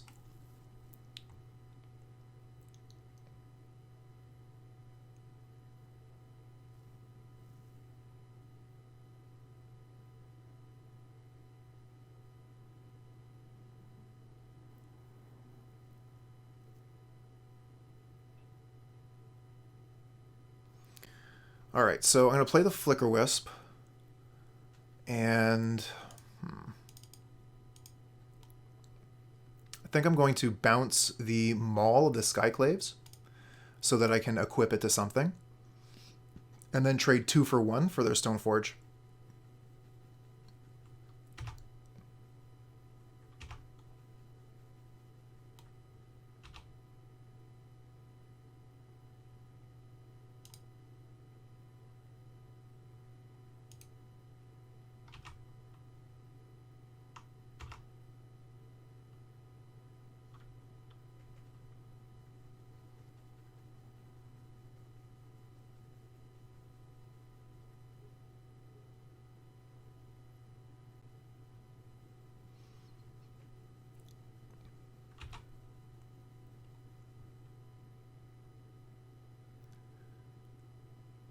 I did. I shouldn't have.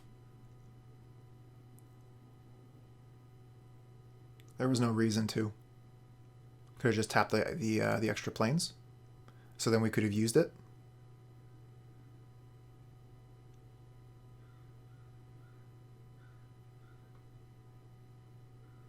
Yep.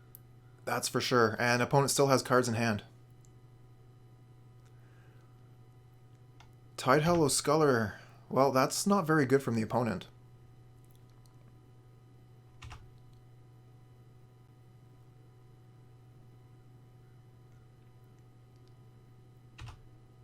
We're pretty thin, actually, on answers here. Oops, cancel that.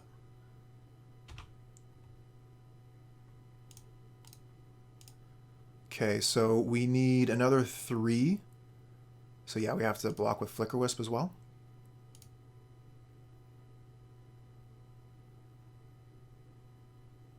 We did make an amazing comeback earlier.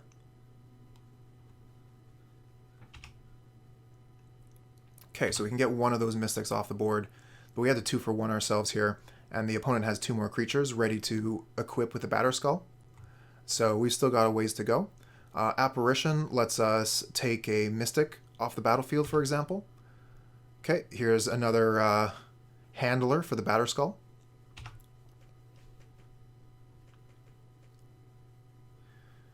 Would be nice if we had some of these sideboard cards, but we just drew a Field of Ruin here.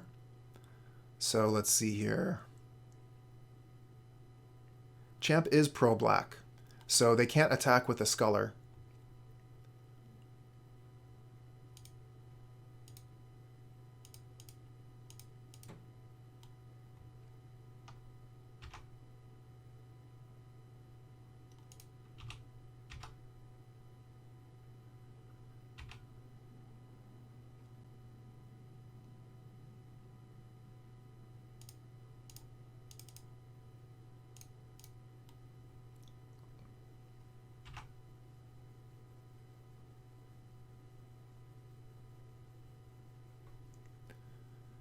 Yeah, the Germ wouldn't have a very good time either. Oh no, Skyclave Apparition?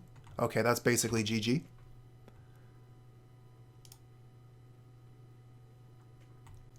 What are they targeting with it? They're getting rid of the Maul? Yep. So we've got nothing left. We gave it the good fight, but opponent's going to get there.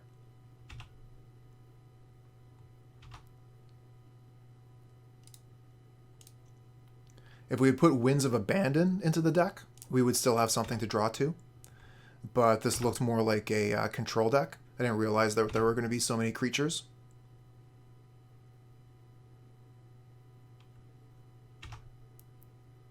I miss my Scourge. Oh, of course we get an Aether Vial off the top. Alright.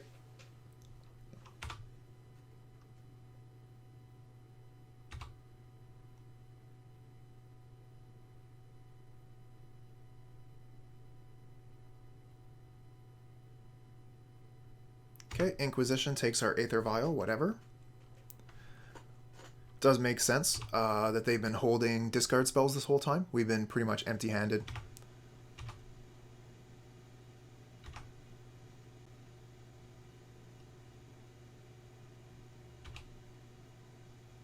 And Ghost Quarter.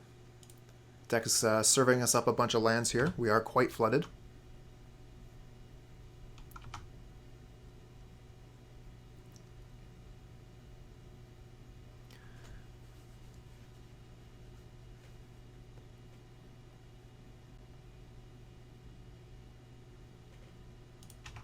Oh, you want to get rid of those shambling vents in our deck? Makes sense. So yeah, we can take one more hit from this.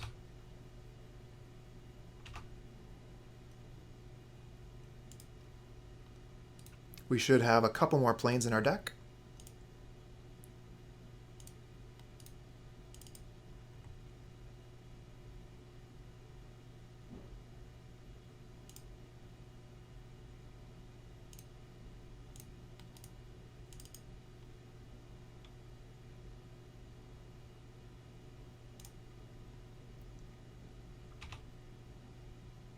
Okay, Giver of Ruins. Given enough time, that is going to slow the opponent down enough that we can maybe not die. So we survive this turn, and then we're able to give whatever creature blocks the Batterskull Stoneforge protection.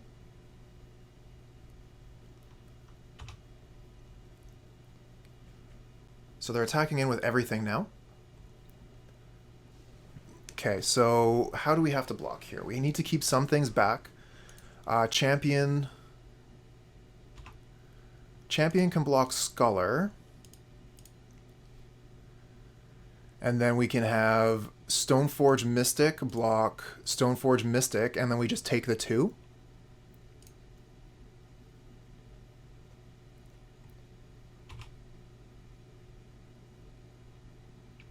If we trade apparitions, oh, that would have been fine. We each would have gotten a 3/3. I just didn't want to give them another color. Okay, Leonin Arbiter. Whatever, it's a blocker. We gain some life with the Auriok Champion when we put it into play. Okay, now we'll pass. Opponent has 59 life. So we're not looking to kill the opponent with damage here. We're looking to kill the opponent through their clock. Okay, alright, so that's their attack. We'll go to blocks.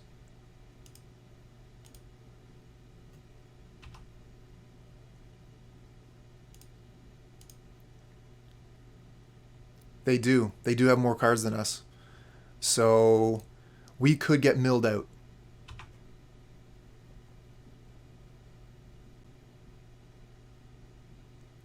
I don't think the opponent will have enough time for that, but these Lingering Souls are going to be doing damage in the air, so we can't block them. Fortunately, we do gain 2 life each from the Auriok Champions, so that's going to give us a little bit more time as well. But those spirits are probably what's going to win the game for the opponent.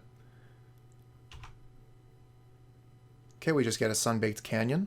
We'll play it, draw a card. Get a Ghost Quarter, another land. Okay. We just have to pass here. And they can move the Batterskull onto a Spirit. So that's what's going to end the game.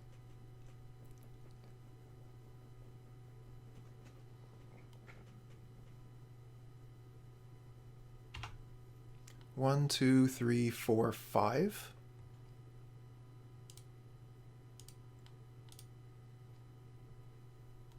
Oh, they made a huge mistake there.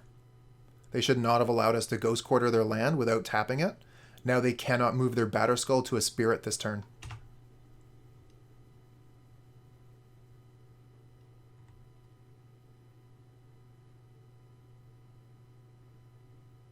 Okay, so let's see here. That's their attack. Let's go to blocks.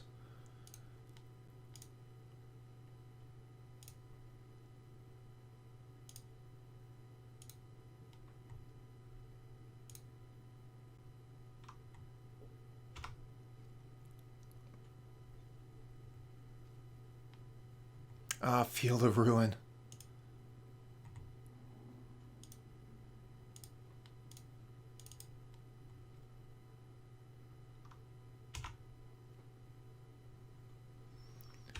Okay, unfortunately we cannot play our other Ghost Quarter here, so they do have access to the 5 mana they need for the Batterskull. So, yep, he's out of basics. There's been no more searching for a little while. Okay, no, it looks like opponent smartened up here. And they put the Batterskull onto a Spirit. So they're going to be able to finish us off in short order. They have 4 minutes left, but that's more than enough time when they're doing this kind of damage. So yeah, that's 8 damage in 1 hit. We need a Flickerwisp off the top. We find another Field of Ruin. Deck has been serving us up a whole bunch of lands. So that's GG. We'll concede.